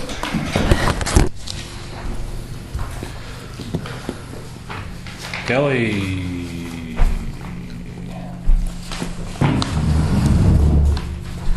I emailed Jim Ganji. He's part of the court facility committee about our grant, because we were given that extension, but when they initially told me that they they were giving the extension, I didn't receive a deadline, so I emailed him and asked him if there was a deadline put on it. And he stated that the project needs to be completed by the end of 2015, or the award would be rescinded. So, we were awarded $149,310.94. 149,310 was the total, no? Yeah, 310.94, 149, 310.94. And we would pay 25% of that amount, right? Yep, which reflects the 25% contribution by the county. So I think it was whatever 25% on us. And what have we done so far? So it's 198,000 or Yeah, something. roughly around, I think it was like 193, something like that, Okay. so. And how much of it we collected? We can't collect anything until the project in its entirety is completed, as far as our area. But how much So- have we submitted? None. Oh. We can't submit until the project is completed. So, How much of the I mean, you're just the area, the locker room and, or it's the whole the, project? AV equipment and stuff, right? yeah, yep, it's the clerk of court's office, you know, the judge's chambers, the courtroom. And then we also include the furnishings for the commissioner/jury room. You don't know if any of the finishes were included in that, because that's part of the EOC, isn't it? I don't know, but. Courtroom isn't. Oh, you mean the No, commissioner's room The is? commissioner/jury room. Yep. Okay. So, just thought I'd put an end date to that on there. I know that there was, Travis had submitted something, Sam's gonna look into that. I got the numbers. You did? Okay. Yeah. Where that came from? What that came out of? Oh, I haven't actually looked at the voucher, I Okay. just got the information. So we have had one thing that has been paid, and was Travis, and he submitted that to the auditor's office, and where that money came out of, I don't know. But it wasn't auditor's, we just can't send in for reimbursement until it's completed. Okay. So, So if in fact we're gonna use that, we'll need to finish the building. But we don't have any money. to finish or it. at least that area, Right. you know, the Right. courtroom, clerk of court's room. So in essence, we've got $198,000 to finish that portion of the building. Yeah, and I don't, I can't remember everything because it's been a long time since we went through all of that. And obviously, those amounts may change to complete that area. But some of that work that Some of it's spent, is spent. right? Yeah, I would assume so, yeah. Could you give us a list of what was eligible, and then we can go through and check off what's been spent, so that we, I mean, maybe $125,000 of it's already been spent there, and we just need to finish, you know. Certainly all the $190,000 worth of work isn't enough to do, I wouldn't think. No, Right. no. And I know that initially we had asked for the construction cost, but since there were so many people that applied, they took that out, so it's just for the finishes, you know. Could be for the doors, for the Chairs. flooring, for all the furniture. Judge's bench, Equipment. all that. You know, and some of that stuff's already in there. Yeah, so that's, the judge's bench isn't completed, but No. it's started. It's close. So, and I don't know what the construction cost would be now to finish it, so I don't know if you'd have to have an estimate, obviously, to have that done. but Well, I'm sure that's on one of the bills. I would from assume so. construction I think we got some Mhm. stuff, it was a long time ago, I think we did get some Okay. stuff at one point in time. We've got a finalized invoice right up until the work that was done here paid for, so we can. So anyways, I just wanted to, mention that there is a deadline to that, so. Okay. That's all I needed. Oh, you weren't on the Undren letter thing? So what? Oh, thank you. That's just, we just get a yearly, refund from Andrew. It's based on the amount of recordings that you have and the people that are signed up and how much money you spent, and it's dispersed to the county, so that's what we got this year so far. How much is it? What's that? Doesn't say how much it is. Oh, I thought it said on the check, was it like $1,500? Oh, I didn't see the check. Yeah, they just put the total amount in the state on this letter. Oh, okay. Yeah, it's a little over $1,500, and that goes into our document preservation fund, and that can only be used for document preservation, digitizing things. That came from dues we paid Andrew? No, we don't pay any Oh. dues to Andrew.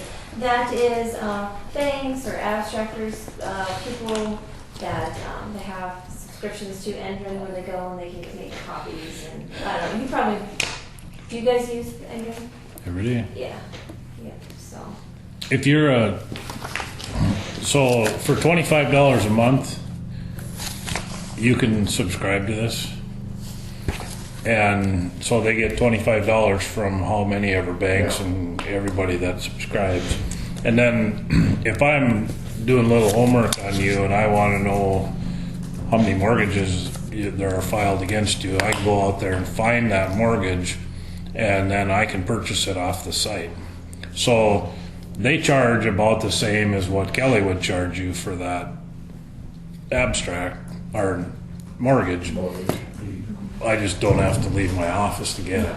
It's a convenience. So, You can search any county too, whereas here I can only search Griggs County. right. Oh, right. On my system. I mean, I could go on Endrin. I have Right, access right. to Endrin, but here I can only search Griggs County. Do we have to pay the fees, the county has to pay the fees for Enron when we use it? So we use it free of charge? Yeah, it's paid for itself for all the years. It costs us money to have the girls submit our information to them. Right, but say one of the commissioners wanted to research using Enron, can that be done then through the county? As long as it has to do with county business? Mm. You could just. Because I did some private, but it was private business, it didn't have to do with county business, so I started paying $25 a month, and then I'm gonna get off of it Okay. soon, because I finished what I wanted to finish, but. I mean, Kelly could give you the county's password and username, but I think that would be a stretch to say that we should have Yeah, access I to don't know that. security wise if I could do I that. don't think so. But the rest of it's public knowledge anyway, isn't it? I mean, if you go in and request that. They're all public records. Yeah, so if you go in and request it from Kelly, it's a public record. If you go in and request it from Enron, you have to pay for it. You have to pay for it here also. Yeah. It wouldn't be much of a security issue because it's all public, but Well, I mean, as far as my account down there, my settings and things like that, there's information that I've put out there on Endrin. Yeah. But. So anyways, that's what that money's for. Last year, I think we ended up getting 2 checks because it was just, it's based on volume, so. That's all that is. okay. It's a good thing, it's money. I was surprised they were giving out $500,000. That's a lot. That's a pretty good sum. Yeah. No, is there any discussion? I personally don't like Endrin. I mean, I like the service. I don't like the way this was done because the state should have been smart enough to force the recorders to do a system that was owned by the state and had rules. So if I am trying to do a title search or a title opinion, I mean, you guys could sit on something for 2 months and there's no requirement that you have to supply that information, right? Yeah. It just- That business, we would never do that. Yeah. I mean, we get when a document comes in, we record it that day and get it on. And I export to Endrin once a week, so, yeah, it's Let's see, out the there. $500,000 is a bribe Enron's paying to the county entities to not compete with them. If the county entities did it, if an electronic record was transferred for what it costs to transfer an electronic record, which is nothing, Enron couldn't be in business other than to people that, for the convenience of it, would want to use them. So they have to pay money, otherwise the county, why wouldn't the county just do it themselves Well, and save the taxpayers money? It's Cass County. Yeah, I know. But I mean, we could compete with Enron by saying that our fees are a fourth of what Enron's charging. We are Endrin though. It's the North Dakota Recorders Information Network. We are essentially Endrin. But Cass County wrote the software. Yeah, I think that's where it began. And I think in the beginning there was, the fees went to Cass County and then it got to the point where it paid for itself and then we just received refunds every year. But it probably should. I wasn't there in the beginning, so I'm more the clearest one. I'm just saying, since there are no requirements upon counties to do this right, you can't really use it for legal work. And it's like the UCC system. It should have been done from the state out to all the counties. Now you got Burley, Ward, Grand Forks, they wrote their own software. So you can look at almost all the counties, but not all the counties. Yeah, if you're doing. But that's not Kelly's fault. I just wondered if there was anything in the works, I guess that, No. because I don't really hear anything. No, I think it's just, I mean, it's bad business to, you know, we get a document in and we get it mailed out within a week too. But, you know, it's out west, they can't necessarily do that because of the high volume that they have. I mean, they get documents in that are $30,000 just for one document and it could be 3,000 pages long. So, yeah, you know, I don't know how often they export to Android, so. Yeah, it's not a perfect system, but.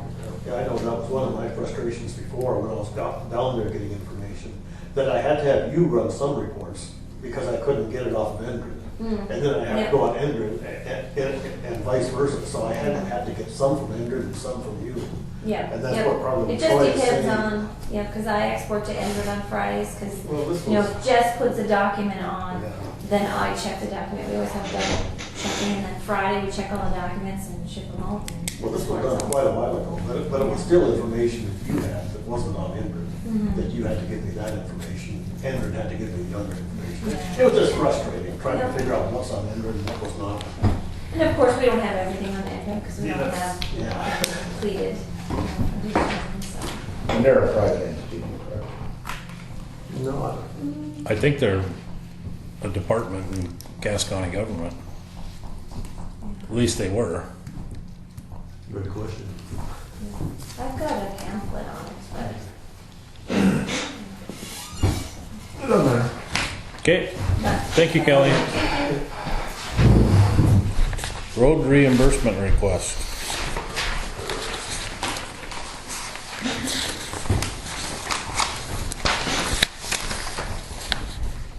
Wayne was not going to be here because this was the only thing that he was going to bring up to you guys today. So I just told him that I would take care of it for him. So that's what it is, I guess.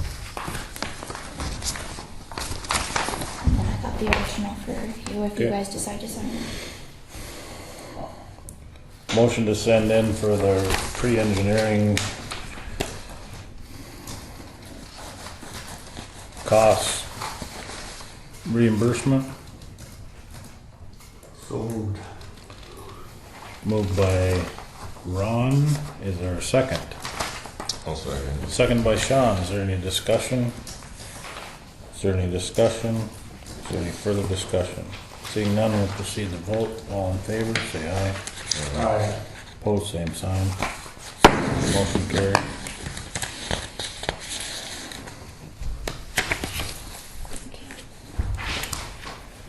I guess we could have done that one. Kelly was here too. Apparently, Kelly has expressed her willingness to donate 31 hours of sick leave to Christine Watney.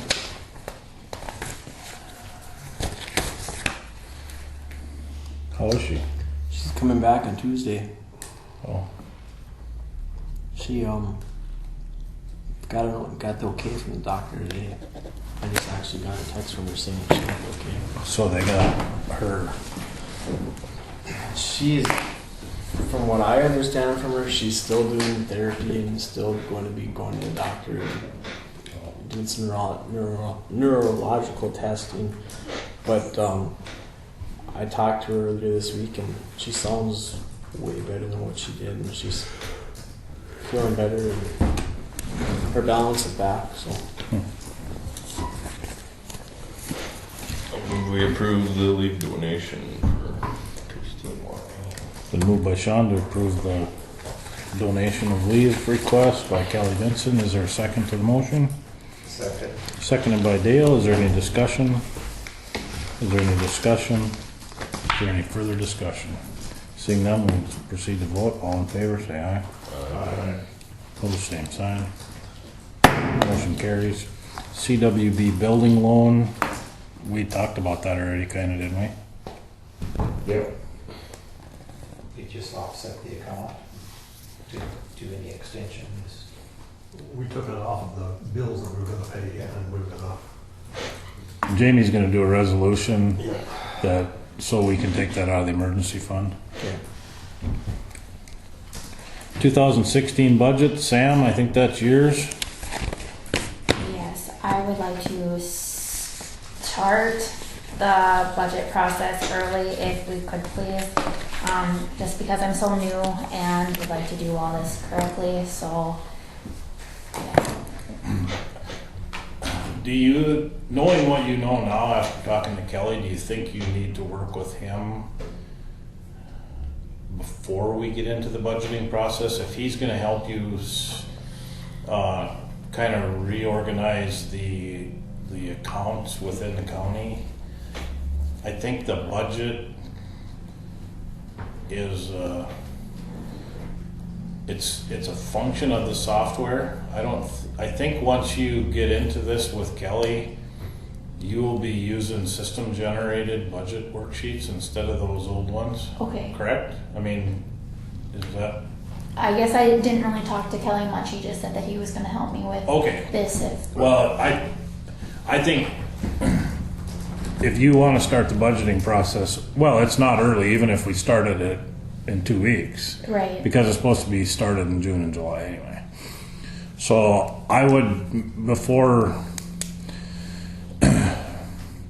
you try to initiate the budget process with the department heads, I think I would kind of take one of the smaller departments and go through it with him and see what he thinks we should do differently.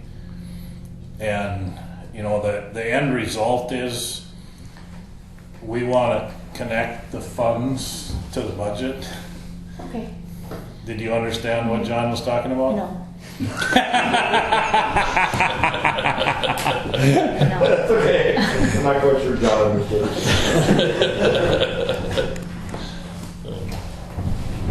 No, because I'm not, the part that I don't understand is how we aren't, like, how do we not know how much we have when the tax statements get sent out from what the budget shows? Okay, so it isn't a long ways off, but over time, it ends up being a big deal.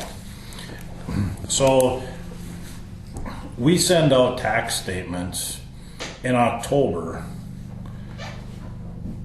for, say, October 4 of 14, we sent out the tax statements for the year 2014. Okay, now it's 2015. Well, not everybody has paid their taxes. Right. So we do a budget based on our projections, right? So we have a budgeted expense, and we have a budgeted revenue. At the end of the year, we compile our expenses and we take our actual revenue. And then whatever is left is left. But in 2015, when we're collecting taxes, we don't keep track of what didn't get collected back here. All the people that don't pay their taxes until 2 years later, Right. that money goes into an account, but it's not on the budget anymore because the budget's long gone. Oh, okay. And actually, maybe it's a little bit worse than that because we don't keep track of what isn't paid, so we carry forward unpaid taxes into the next year's budget as income, even though it never came in. And then, so we double down, so we carry forward into the next year's budget as income, even though we never collected it, And when we collect it back here into the savings account, we never record it. So that's the reason why we're always, what he pointed out, we're always over budgeting to carry a surplus is because we're trying to, and as the state is trying to give us a 5% over for uncollected taxes. Well, when we don't take into account that, the money we actually show we're bringing forward is that amount less what we didn't collect. Right. Yeah, plus, then on the other side, when we collect it, we don't record it, so it's a double hit. So if we brought $1 forward here and didn't collect $1 over here, it's a $2 difference. It's a $2 error is what it comes to. Confused you again, didn't I? Yep. Okay, here we go. I owe you $10 and I have to pay you by tomorrow. I pay you $9. And now it's tomorrow. Do you forget about the $1 I owe you, or do you put it in your memory, or I still owe you the $1? Forget about it. I still owe you. No, we forget about it. The county forgets about it. We're supposed to remember. You would remember if I owed you the $1, correct? Right. The county doesn't. I think you need to use a bigger number. The county doesn't. The county doesn't. The county has no way to track it. I'm not sure that we do carry that $1 forward into the next budget because in here, when he talks about the income, that's actual income, isn't it? No, I'm talking about the cash, on the cash side of it. When he talks about cash, it's budgeted. When he's looking at a budget, it's budgeted dollars and dollars spent. It's not budgeted dollars less not collected. Maybe it's carried over because you have an estimate of what you're going to spend that year, and Yeah. your estimate of your revenues. So you carry that over, and you have that We estimate. have- But you have budgeted in actual. Right. So Budgeted and actual on the expense side, not on the income side. not on the revenue side? Yeah. But not to track uncollected taxes. And not when you're preparing your budget Right. for the next year, you don't. But anyway, it's that simple. It's okay. We'll use a bigger number.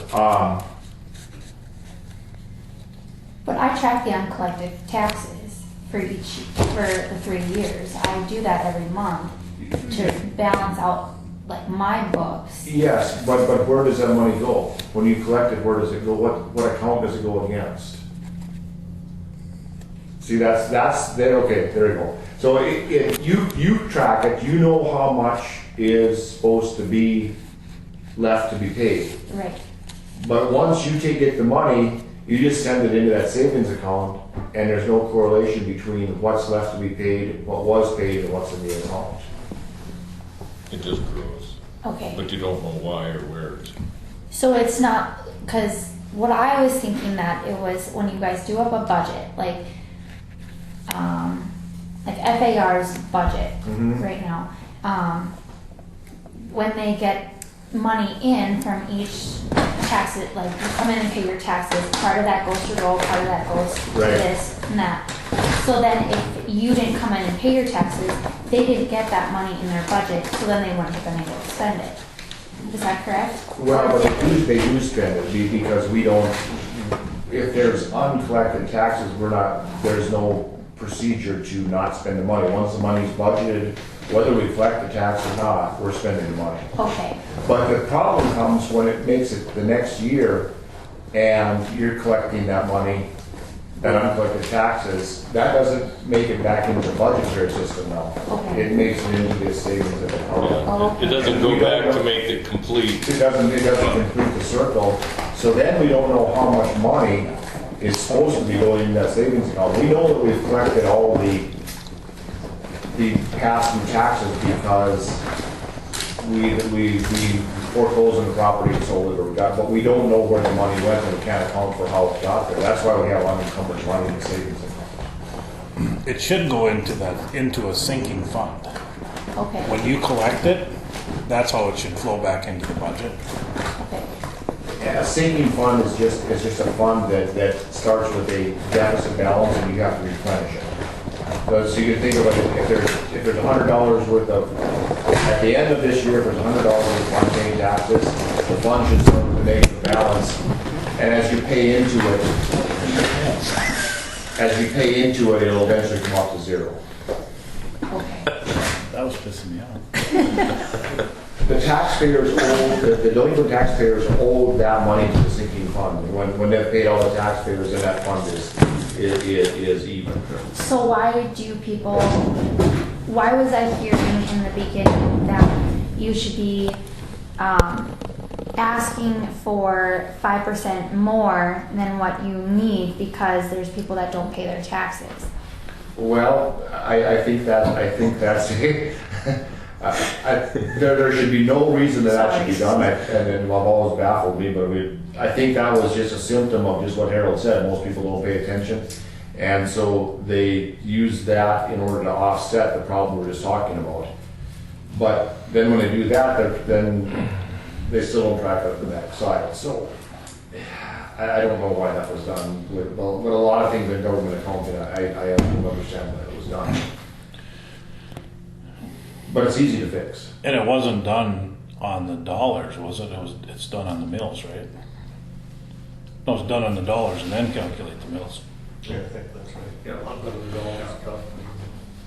So that was always, and I don't, that was when you levy a tax, when you turn in a budget and you approve a budget.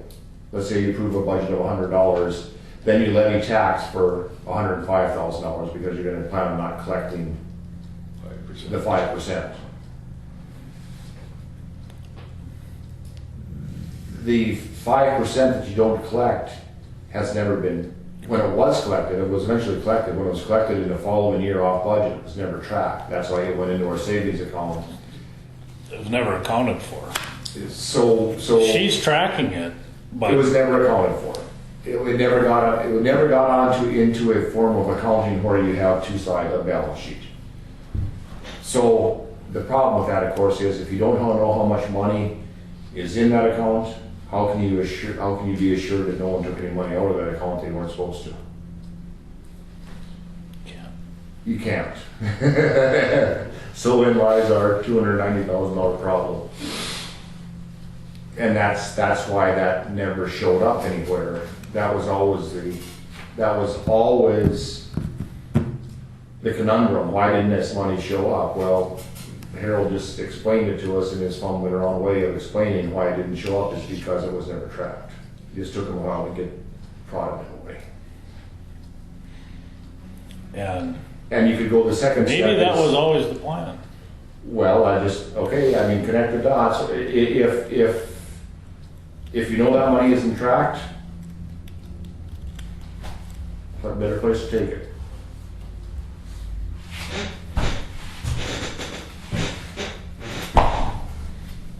Back to my transparency requirement. So basically what you guys are gonna be wanting, like this coming budget is for, like when somebody comes in to pay 2013's taxes for 2015, that goes into a different fund, right? That should go into a sinking fund. Okay. You'll pull up 2013 sinking fund, and it will have amount owed. It'll start with a negative balance, and as you put money into it, it'll eventually come to zero. Yeah. On 12/31, you're gonna look at 13, 14, and 15's taxes outstanding. Correct. But Jamie says one more, because he brought up a good point. Yeah. We don't sell till the following year, so we have to have a year when we sold it Oh. too. So 12, 13, 14, 15, you're gonna have a sinking fund for all 4 of those years on 12/31. Now, and you'll set that up when you're going through the general ledger with Kelly. Okay, And on 12/31, you're gonna set 2012 to a negative whatever is left to collect. You're gonna set 2013 to the whatever's left to collect. so it might not get to zero, it might go higher because of the bid. Penalties, whatever. Well, the It- bid that it we, could- But either way, at least it's sitting it's on the books. okay. And then once it is collected, then it can be moved into the budget. Then it'll carry forward. into Okay. the, As in, through the next budget cycle. It'll become in our budgetary cycle, in our, but not this year because when I'm set up, in the following year, it'll be money that will be used before we levy taxes. It'll be as money carried forward. So here we've got this money, and that will offset our expenses by that amount, and then we'll levy tax after that. So, yeah, it'll be 4 years. I mean, but 2013 will have to stay open until for the 4th year in case it. The problem is, we're gonna have to decide unless it's what all to, collected, then it can be. Right. we'll have to decide how to handle what's there from 2001. Because we don't know what those. Well, I think you just draw the line. I think you just draw the line, because there's a way to access that. I think we just draw the line in the savings accounts right here. And the last process in setting the budget is to bring any unencumbered funds out of the county treasury that you deem necessary for this year's budget. So we can draw the line in 2016 here and we go forward. And we'll have, from that point forward, we will never know from that point back exactly what that balance should have been. No, but we will know from that point forward what it should be. That's right. Because it is what it is at the end of this year.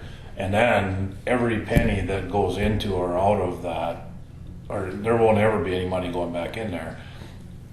Everything that comes out of there, we will know where it went. Yeah. And then the sinking fund each sinking fund for each year will have to be amended on a yearly basis to reflect anything over and above what the actual tax was. So the penalties or interest will be reflected as revenue in that sinking fund. Sure. As it comes in. At the end of the day. Yeah. Yep. Okay. So, I mean, it's pretty simple. I mean, it's not a big deal. It's just, and the other thing we need to do is we need to really consolidate the different accounts we have. So if it's supposed to be written out of the sheriff's uniform fund, it's written on the sheriff's uniform fund. That's the only way to really get a grip on how we're spending this money and have a way to budget for the following year. If you don't know what you spent for uniforms this year, how do you know what to budget for next year? It's a guess. But that program's got it all. I mean, and it doesn't need to be intimidating because it provides all this information. But to get all this information, it just takes a very few long entries entered correct. It does all the work. You just enter it correctly, and it does it all over here. Right. So it'll be good. It'll be a lot less work. It won't take two people sitting alongside a computer, one with a calculator, and one with a computer to do the budgets. Any time you want to go punch the button, it'll print a report, and it'll tell us, it'll print us that year-end report. It'll print us anytime you print. Year-to-date stuff. Yeah. You'll like it. Old courthouse, new courthouse. Well, I've gotten some prices that I can review. I got a price for Hope Glass, first of all, $905. There's about 7 pieces of glass that go into the doors, and then there's 2 other pieces of glass. I asked Lester for a price, but he hasn't gotten it back to me yet, so he may not. Why would we ask him for a price? Yeah. He's not a commercial glass guy. Okay, yeah. Just because he was local was the only reason, just to give him the chance. And I told him he didn't have to, but I said, just because you're local. But anyway, then I asked Scott Frederickson for a price, and he said he wouldn't have his helper, but he would need $45 an hour. He thought he could do it in 3 days. I just estimated 4 days, because he'll have to install that glass too. Or no, he won't either. No, Hope Glass is good this one. But I still estimated 4 days, and he can paint it, he said. And I told him we might have some paint out there of that color. But anyway, the 4 days at $45 an hour, 32 hours, is $1,440. And so then if it takes $500 for materials, it might be about $2,000 for it. The other big expense, or another big expense, is central door and hardware. I got a quote for a door frame and hardware, just exactly like it goes into the sheriff's office. It's got the same swing and everything. And he quoted $951 for the door frame and hardware, and estimated the shipping would be around $150. It's about a 4 to 6 weeks lead time for that particular door and frame. So once we order it, we've got to wait 4 to 6 weeks. We could probably, if we didn't care if it matched too closely, obviously we could get some other frame mainly, but we should decide. Well, that's the key thing. If we're going to proceed, we should order the door and frame right away, and then Scott really won't be able to go in there until 4 to 6 weeks. Oh, no, so he could could frame frame it up and just leave the rough Get opening. the rough opening. Yeah, but he couldn't tape and finish and. Oh, yeah, sure. Yeah, the rough opening, and then you just put the case on the millwork around it. Yeah, I don't think, it's not a gate, knocked down frame though, I don't think. No, but the rough opening is the same, I mean, you Yeah, said it. it's the frame that's supposed to. Anyway, but, Yeah. okay. No, I mean, it'll have a rough opening size. Yeah, okay. I don't know if those do that. You might have to build a wall around those frames. Normally we do.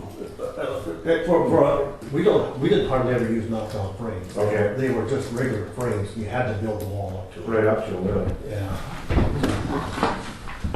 Okay, well, I mean, But it's in. so the total cost of that is what, like $3,200 per project? Let's see. Well, from where I got so far, there was the 905, Yep. and then what was I say, 2,000?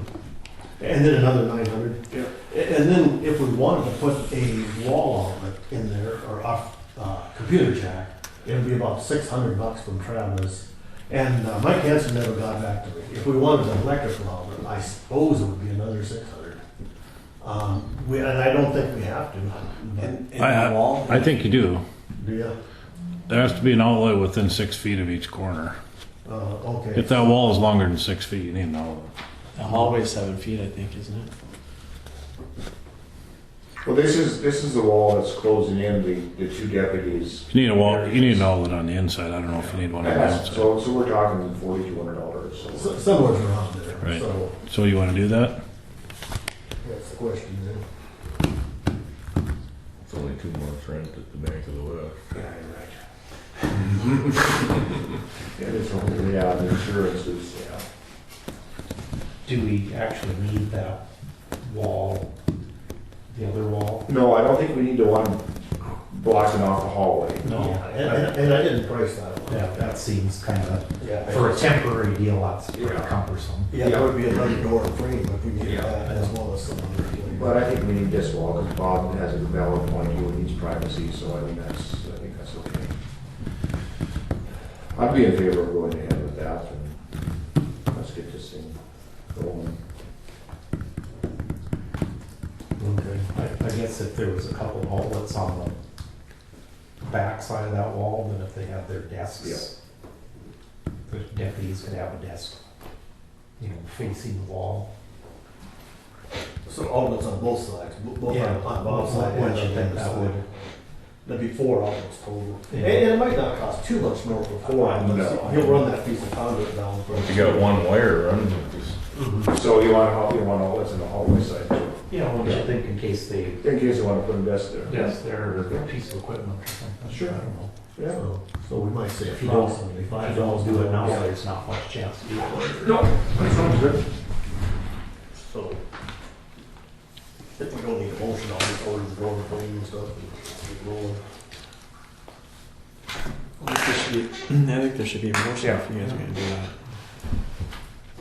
I'll make a motion that we authorize Ron to contact Scott and the electrician and Travis and move ahead with getting the sheriff's office set up. I'll second the motion. Been moved and seconded to go ahead with Ron's plan on the wall extension in the new courthouse. Is there any discussion? Is there any discussion? Is there any further discussion? Seeing none, we'll proceed to vote. Sean? Aye. Ron? John? Dale? Try to vote. Thanks a lot. Motion carries. Well, you don't have to do it in that order. How are we? Yeah, I do. but Maybe we should kind of take a tally of what we're doing here. So $5,000 for the sheriff's office. The heating and cooling is going to be somewhere in that $10,000 range by the time it's done. I think so. Yeah.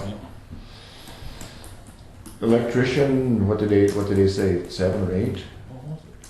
50, was it 57 or 50? Oh, that's right.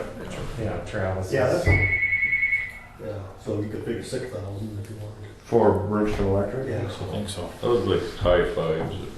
I emailed him today and told him that those outdoor units would be completed in the first part of next week. Yep, and I'll talk to, But if we're gonna finish the rest of this courthouse, we should get it going and get it done.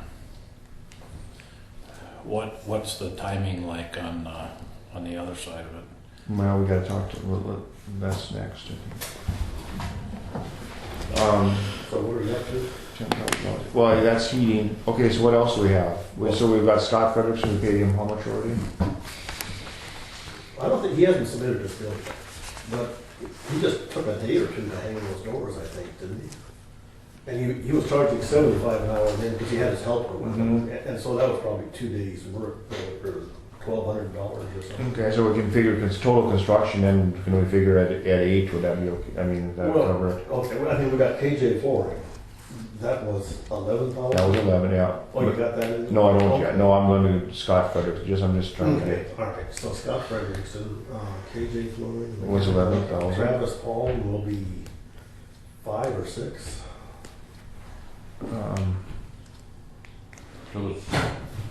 Where is it? That was last meeting.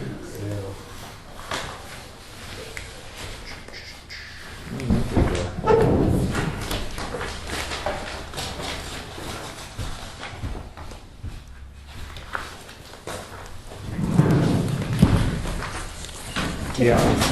Huh? Would you like these one? They were just those payments, those past payments that were at the 14th meeting. Okay.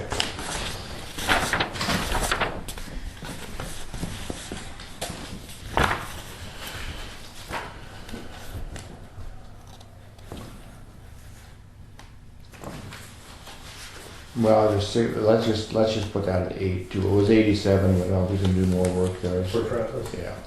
Just so we're on the. And KJ might have been under 12,000. It seemed like it started at 11. Well, yeah. There was some stuff missing. Okay. That's about it. I think flooring, hanging the doors, the new wall, mechanical, electrical trucks. I can't think of anything. So, what else do we have left then? Well, the site work, of course. Hmm? The site work. Mm-hmm. Sidewalk, curbs. You can probably go ahead on this too, John. John called in. Go ahead. Yeah, and they, and we went out there and we walked over the whole thing with them. And they turned in a price of $43,000, which I thought was way too high, and John did too. And then, and he didn't really break it out because we didn't know exactly where we were gonna put curb and gutters, where we were gonna put the blocks. And so then John asked them to break out the price so that we could make changes to it all the time. And he wasn't exactly receptive to that idea, you know. But I see he did email some more information, and so that price isn't too bad. But in spite of how ridiculous it was, I called the guy in Minnesota that did it for the city of Cooperstown. And by the time he turned his price in, he was about 40,000. And he wasn't as complete as this Lindbergh was, really. He didn't have the staking, he didn't have some excavation and stuff. So probably this $43,000 price might be Is what it is? what it is, yeah. And we're doing quite a bit more work than we'd have to, and John could explain that too, or we could go out and look at it. We're doing all the work on the north side of the courthouse, quite a bit. We're putting concrete drive into the garage there and putting in 2 concrete walks. Were we extending the curb and gutter around? If you want to go out there, sure. Yeah, maybe that would be best. Quite a bit of money. Huh? Doesn't matter to me. I mean, it's quite a bit of money. It's $43,000 to $44,000 we're talking about here. And that doesn't include the paving yet. Yeah, that, no asphalt in that, and no, well, the bollards, installing the electrical bollards. Yeah. I guess that's in the electric. That's included in the Yeah, electric. that- we got that, so. So anyway, it's, if you can envision it's the curb and gutter coming up to make the parking in front of the EOC. And then it's a sidewalk along between the courthouse and the curb and gutter, and it's the entryway in. Then it's a sidewalk along the west side of the EOC, and then you come back around and it'll be the curb and gutter Along the pavement, it'll be the driveway coming out of the custodian's garage, and it'll also be concrete going up to that first doorway there, and then moving over to the sheriff's or to the EOC entrance. There'll be a sidewalk coming over there too, and then that'll all go into a curb and gutter system that'll flow Back out to the street. back out to the street. You know, so none of it's really in excess other than possibly that sidewalk going down along the west side. But, you know, he was a little reluctant to break it out in prices. Now I see he will provide us the itemized prices if we do all the work. If we don't do the whole job, then the prices will have to go up because of the mold and demold and that kind of thing. So, as Ron said, it seems ridiculous. But as of yet, we haven't been able to find anybody else that's even willing to do it or to come in and do it. Well, and I don't know that that's totally unreasonable. I think we should probably do it. And that's just from the EOC end of the building, right? That's correct. Then it will cut off at the jog. That will be the end of it, our responsibility. And of course, that's kind of, and we're going to run along the street. We're going to run, what's the bottom thing they call it? A valley pen. A valley pan, and we're going to shoot it from there down to here, and so the slope will be there. So then when we cut the valley pan off, when whoever finishes it will be able to tag on from there and go and finish the rest of it. So it'll all be within the specs of it. But aren't we just gonna add cost if we do that? No, not really. I don't think so. Than the demo. Yeah, 21, 29, 39, 41, 49.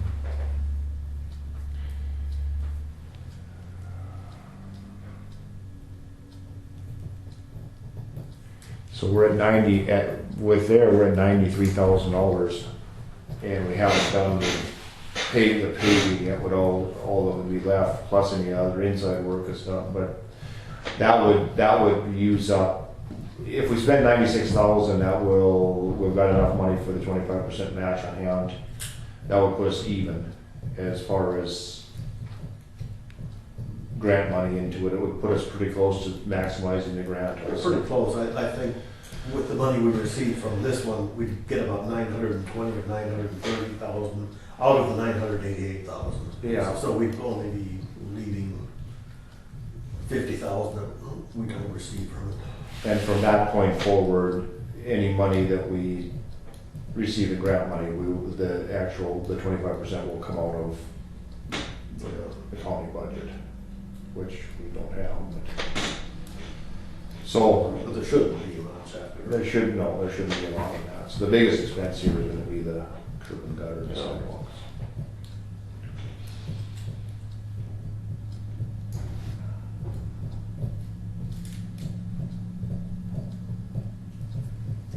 And there's probably some other ways to do the sidewalks. I mean, we could probably do away with the curb and gutter. We can pour cement in there instead of asphalt, and we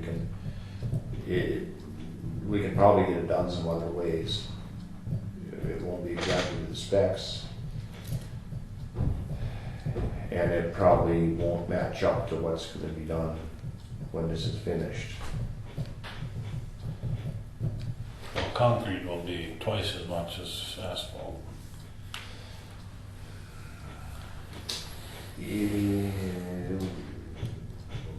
Yeah, and they're going to be in. Not twice as much. No, they're going to be in town to do some asphalt work. Half again as much. What's the name of the company? That Border States. Border States is going to be in town to do paving here, and really the paving isn't that big. It's 1,500 square feet. It isn't that big a deal, whether it's concrete or black top. It doesn't make much difference. So that's where we stand now. So we could actually move forward to that point, and it would be all ready to be occupied. We would stay within the budget we have. so far.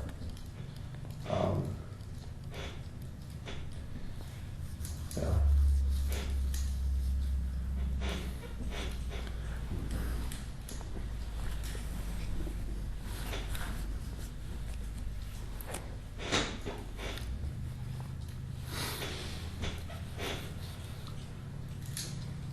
I think we should move forward and Well, time's wasted on, We're spending a lot of money on having people in other places that we wouldn't have to spend, and we're spending $1,000 extra on insurance a month. Now, with that said, if we're gonna end up finishing this thing ourselves anyway, shouldn't we just do it? We don't have the money to do it. That'll have to be a consideration in next year's budget.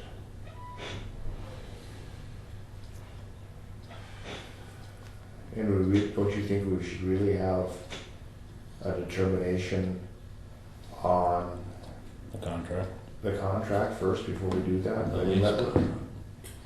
don't know. I I'm just throwing it out there. The more times you go get contractors back, the more, you're gonna spend more in the end. That's just the way it is. but whose responsibility, this is just. Well, we don't know whose responsibility it is yet, but if it does end up being our responsibility, then we've spent more money than we need to. Except we don't have the ability to put our hands on that money right now anyway.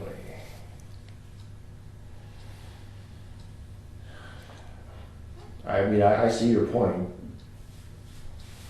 but if we aren't a whole long ways away from doing next year's budget, we're not a whole lot far away from getting the process in place to have someone interpret this lease agreement. And it seems like that would be, I think the outcome of the determination will be either that it's found that the lease agreement is valid the way it is and the building authority doesn't have to provide us with the facility. In that case, we'll go ahead and finish it.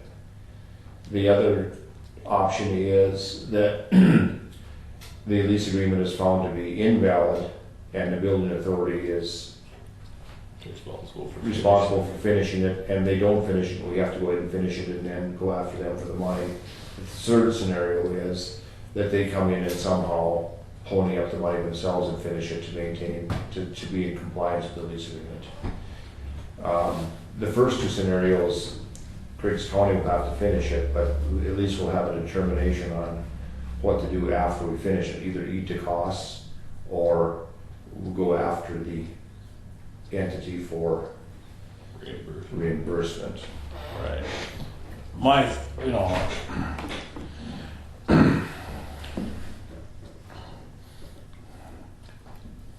if we get that determination, and no matter how it turns out, the building is gonna get done in 2016. Yeah. But either way, we could be sitting with a completed building, but no way to get people in and out of it.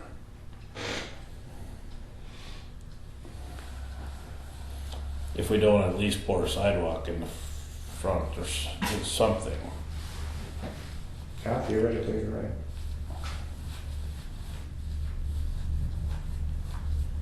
I can talk to them and see what it would cost to extend it at least, yeah. But then it's a matter of how we're gonna pay for it. Because that adds considerable, that I also gotta bring up that the bid prices for this outside work were fictitious. When I contracted the border states and contracted the curb and gutter guy, the curb and gutter was what, $5,700? And he didn't know nothing about it. He said, well, I talked to construction engineers, but I never gave him up for a bid. And Water States was $8,200 for the paving, and they said the same thing. Well, no, we never. I said, well, we have it right here. Well, you might have it. He said, but then don't come on us. So. But I thought didn't he sign his contract? Well, Someone signed the contract. But neither one of them were in any way willing to up to That price. that price. They just laughed. They said, where'd that come from? So, I mean, so the price was $13,000 or $14,000 to do the paving and gutter and everything, and we're already at 44 and probably another 20 for it. So it wasn't even close. That was just gonna be a, yeah. So, but I can talk to him, or we can look and see what it would cost to just do a bare sidewalk coming out of the front, once you get in there, but. I'm just thinking if this thing gets done in the wintertime, we're gonna kind of, Yeah, that's a valid point, and I don't deny that.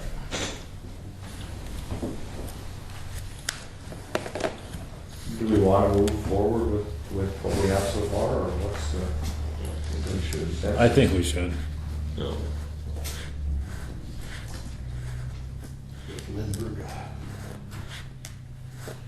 Either, yeah, well, the two, I mean, this one's more complete, and I mean, we won't do anything until we get it nailed down. Yeah, the other one, F&S, he said he'd be at least 2 months before he could get here, which is July, when the grant is up in September, so we're starting to push it off the close if we wait. Okay. For him to do it. I emailed this Tom Morales, told him to itemize the bid, and I would present it with the stipulation that these prices are only acceptable if the project is done in its entirety. And he's on the road, he said he can use $38.80 per square foot of curb and $8.90 per square foot of flat work. And I said I'd present this with the presumption that if it's accepted, you will provide itemized prices equaling the total of the bid. So. And the other guy was 65 a linear foot for his curb and gutter, Yeah. and 11 for his flat work, So so. I mean, I guess Ron and I would go talk to him and nail it down, and if it meets the $43,000 he documents what he's gonna do, then we tell him to go ahead. Mm-hmm. If you think that's okay, and same with the rest of this, we'll get out, Floyd has to come and. I emailed Bergstrom's Yeah, too. we get Bergstrom's. And what we already approved that one. Yeah, So yeah. Well, we just need a motion It's good to keep double checking this. we just need a motion to approve this. Lindbergh, is that the name? Lindbergh Brothers.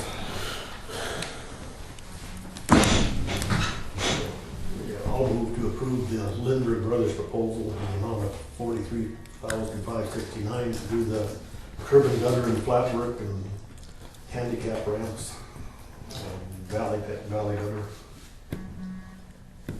I'll second the motion. Been moved by Ron, seconded by Sean to approve the proposal by Lindbergh Brothers to complete the concrete work on the OC building and the exterior. Is there any discussion? Is there any further discussion? Seeing none, we'll proceed to vote. John? Aye. Dale? Aye. Ron? Aye. Sean? Aye. Troy votes aye. Motion carries. Okay, so where are we on this lease thing? What do we, or Jamie, are you doing this deal? I've talked to Don about it. I think, I don't even remember the date that the letter was sent. It's about 3 weeks ago. 2 weeks ago now? Is it? Or is it 3 because we skipped one meeting? Last meeting. Last meeting, when was the last meeting? The 8th? 2 weeks ago. The 8th. Yeah, it was the. How long a time do you guys want to give them, and should I send another letter giving them one final warning? We haven't heard any, I haven't heard anything from them. I don't know if you guys have heard anything from the building authority. I think it would. When do we seek a determination on whether or not this thing has been severed due to non-performance? That was my question. Well, I think if we don't get a response within a reasonable amount of time, and I think a reasonable amount of time would be 30 days from that first letter. Right. Well, that first letter was sent a long time ago. This last letter. This last letter basically phrased it correctly. Yeah, the first letter was sent a long time ago, basically saying the same thing. This one had the terminology that corresponds to the century code. So we're 2 weeks away, so should we send them one more letter just confirming that we haven't received a response? Or should we just move forward? I'll leave it up to you guys. I can absolutely send another So that's letter. probably what's gonna happen anyway. I don't know, I'm fine either way, I don't know whatever. Well, if whoever's gonna do the research on this, you can do the research, right? Yeah. I mean, Well, I don't think there's any research, I think. Well, I mean, they well, somebody's gonna have to. in Well, I my, think you just file a suit Right. and let the court do the research. I mean, that's what it's gonna come to. Well, if we have somebody that's representing us that reviews this thing and says, you don't have a snowball's chance, and I'm going to do that. I'm going to speak with. I mean, then there's no point in going Correct. forward. I mean, I don't want to spend any money. We've already. No, I don't believe we should. I'm going to spend some time with. I think I'm going to speak with the trainer law firm in Devil's Lake, since they're convenient for me to run back and forth from Lakota, and consult with someone in Grand Forks and see if anybody will assist me in this. If that's fine with you guys, I'll get some prices probably to come back to you guys with. Just Who gets to determine if the lease is violated? well, it's going to have to be taken to court. I mean, we're going to have to report on this. Judge looks at it and says, yeah. We can say, hey, we're going to terminate the lease and get a declaratory judgment on it, or sue them. I mean, we've been paying money and haven't been getting anything in return, so I think we need to sue for what we paid and we haven't gotten. I mean, it's either that or we just throw our hands up and say, well, I guess it is what it is. Well, I mean, we gotta have a final, we gotta have an answer to this thing. We can't do that because $265,000 of the county's money has been spent and we haven't gotten anything for it. We can do that. Yeah, we could, but Wouldn't be the right thing to do though. Well, I don't know. Depends on. then That's what we're trying to figure out. well, I mean, if we do that, It doesn't feel right. then we just will sign up for the Christmas party with the ex-commissioners. I mean, I'm not, there's no way to do that. Do you really think that's an option for you? Well, I mean, we can't, we will certainly have to. I'm not advocating, I'm We just- certainly have to ask more questions than we'll ask. I'm just. So, yeah. I'm not advocating. I know that, I know. I'm just So, trying to make it clear. I know. So I think we should move forward, but let's get an answer to this thing. This fighting it out in the newspapers and everywhere else isn't doing it. Let's get an answer, and if we're right, we're right. If we're wrong, we're wrong. Either way, there's a decision made. It's done. Right. We have to make every effort to get what's owed the taxpayers. That's our job. Yeah. Okay. Speaking of the newspapers, I don't think it would hurt if someone spends some time, if you guys still have the ability to publish something in the commissioner's corner to let people know what's going on with at least the EOC portion of the courthouse. Because that's kind of a topic of conversation every place I walk into. I'm sure it's the same thing for you guys too. Well, I don't think we have. I can check. I don't know if we have access to our county newspaper. I don't either. I don't know if we do. She's been quiet though. Yeah. Well, I don't think she can say no if you come to her with an objection of saying, hey, that we want to let the people know what's going on with the courthouse. Yeah. Well, I mean, I think it's going to be evident quite soon when the work, when The moving man starts moving when we start stuff. moving stuff over to the EOC. But if we want to pre-warn of that, I suppose that's fine. It's going to be 6 weeks before anybody moves. Oh yeah, at least, I mean, probably more than that, but. I think everybody's well aware that we're moving forward with the EOC portion of it. Well, we can try. I don't know. Yeah. I've been asked several times, and every time I step into a place in Cooperstown, I get asked by someone. So, no, I don't think that people are really aware that any work's being done right now. Yeah, we can certainly try it.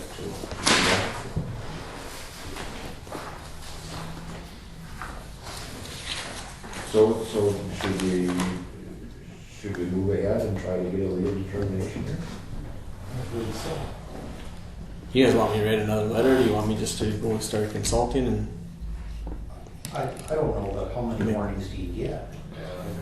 How many letters have we not had replies? I think we already know the answer. Well, and we, like I said, John said this last letter where it had the terminology that we needed in all the century code to take the next step. That was the intention of that letter. Well, we need a motion, Do you want to put any parameters in there on costs of, Well, and I think that I mean, I don't know what, I think I need to explore our options first. I don't think I think I need to speak with a couple different firms and see what our options are first. I mean, I know what our options are, but I think explore some costs from a couple different firms and come back to you guys.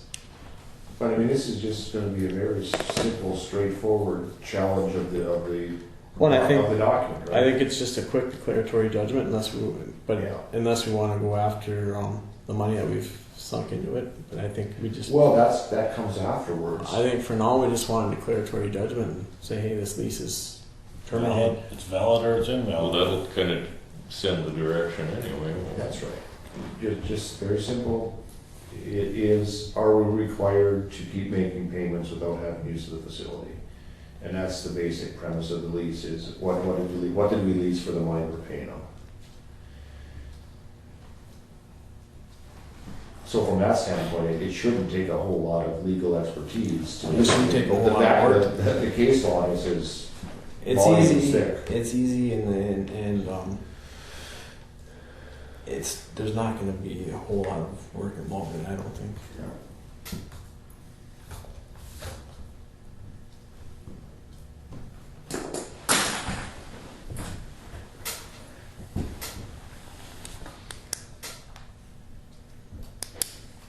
Well, I'll move forward with the determination of the lease.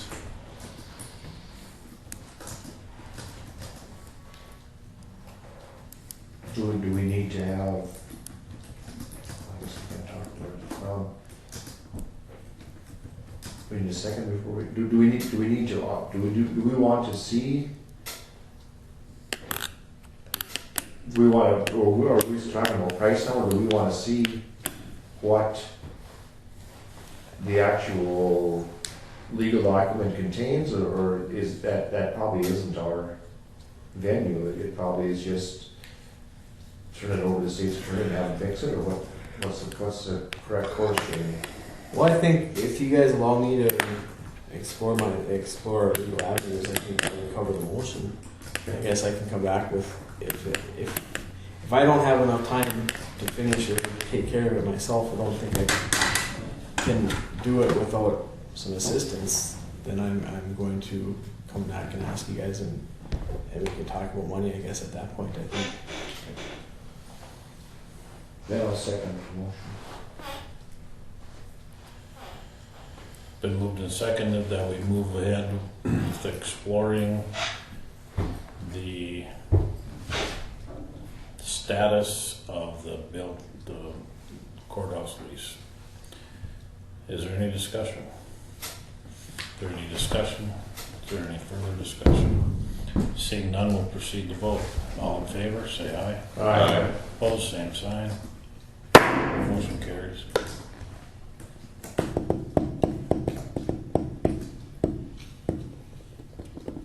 Can we work on that courtroom to start utilizing those grant dollars?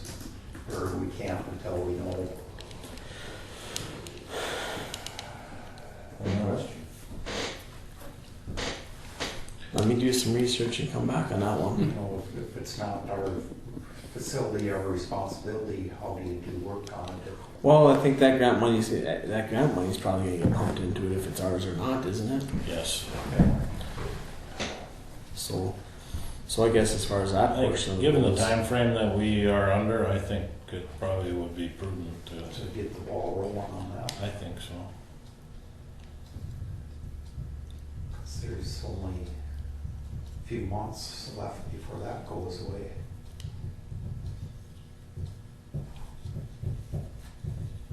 Some of the, Well, it's the audio visual stuff that's pretty quick to. well, access. some of the money's already been spent, Dale, so. I think maybe getting an accounting of how much of that money has been spent and how much of it's available to spend, I think is the first thing to do. Well, I think we should start finishing it. Somebody has that already.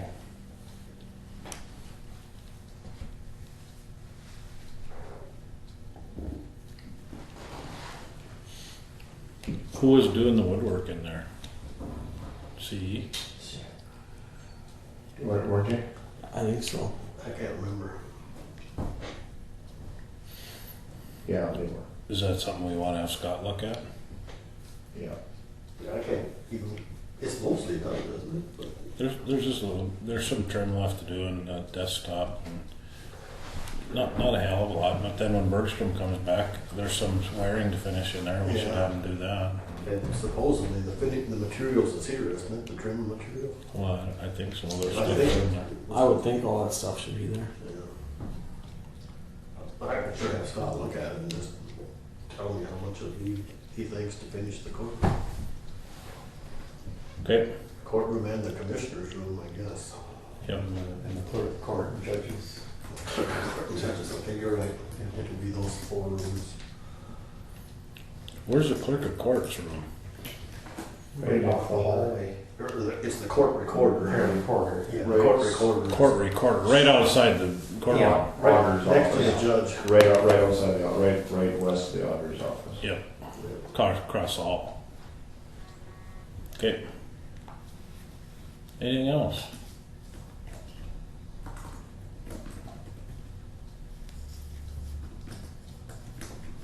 Oh, you only get a price for KJ flooring then to put the carpet down.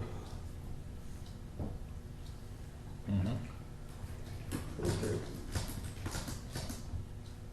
He's already alerted me that he thinks some of the carpet is missing, Yeah, somebody said that.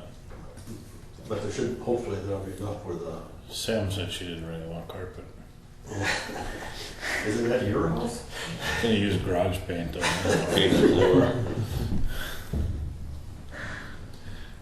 Brother-in-law put some of that speckled garage flooring in, and that stuff was nice. It does. Anything else? When we adjourn, Been moved by Sean, then we adjourn. Is there a second to that motion? Second. Seconded by Dale. Is there any discussion? Is there any discussion? Is there any further discussion? Seeing none, we'll proceed to vote. All in favor, say aye. Aye. Opposed, same sign. Motion carried. Meeting adjourned. At 3:47.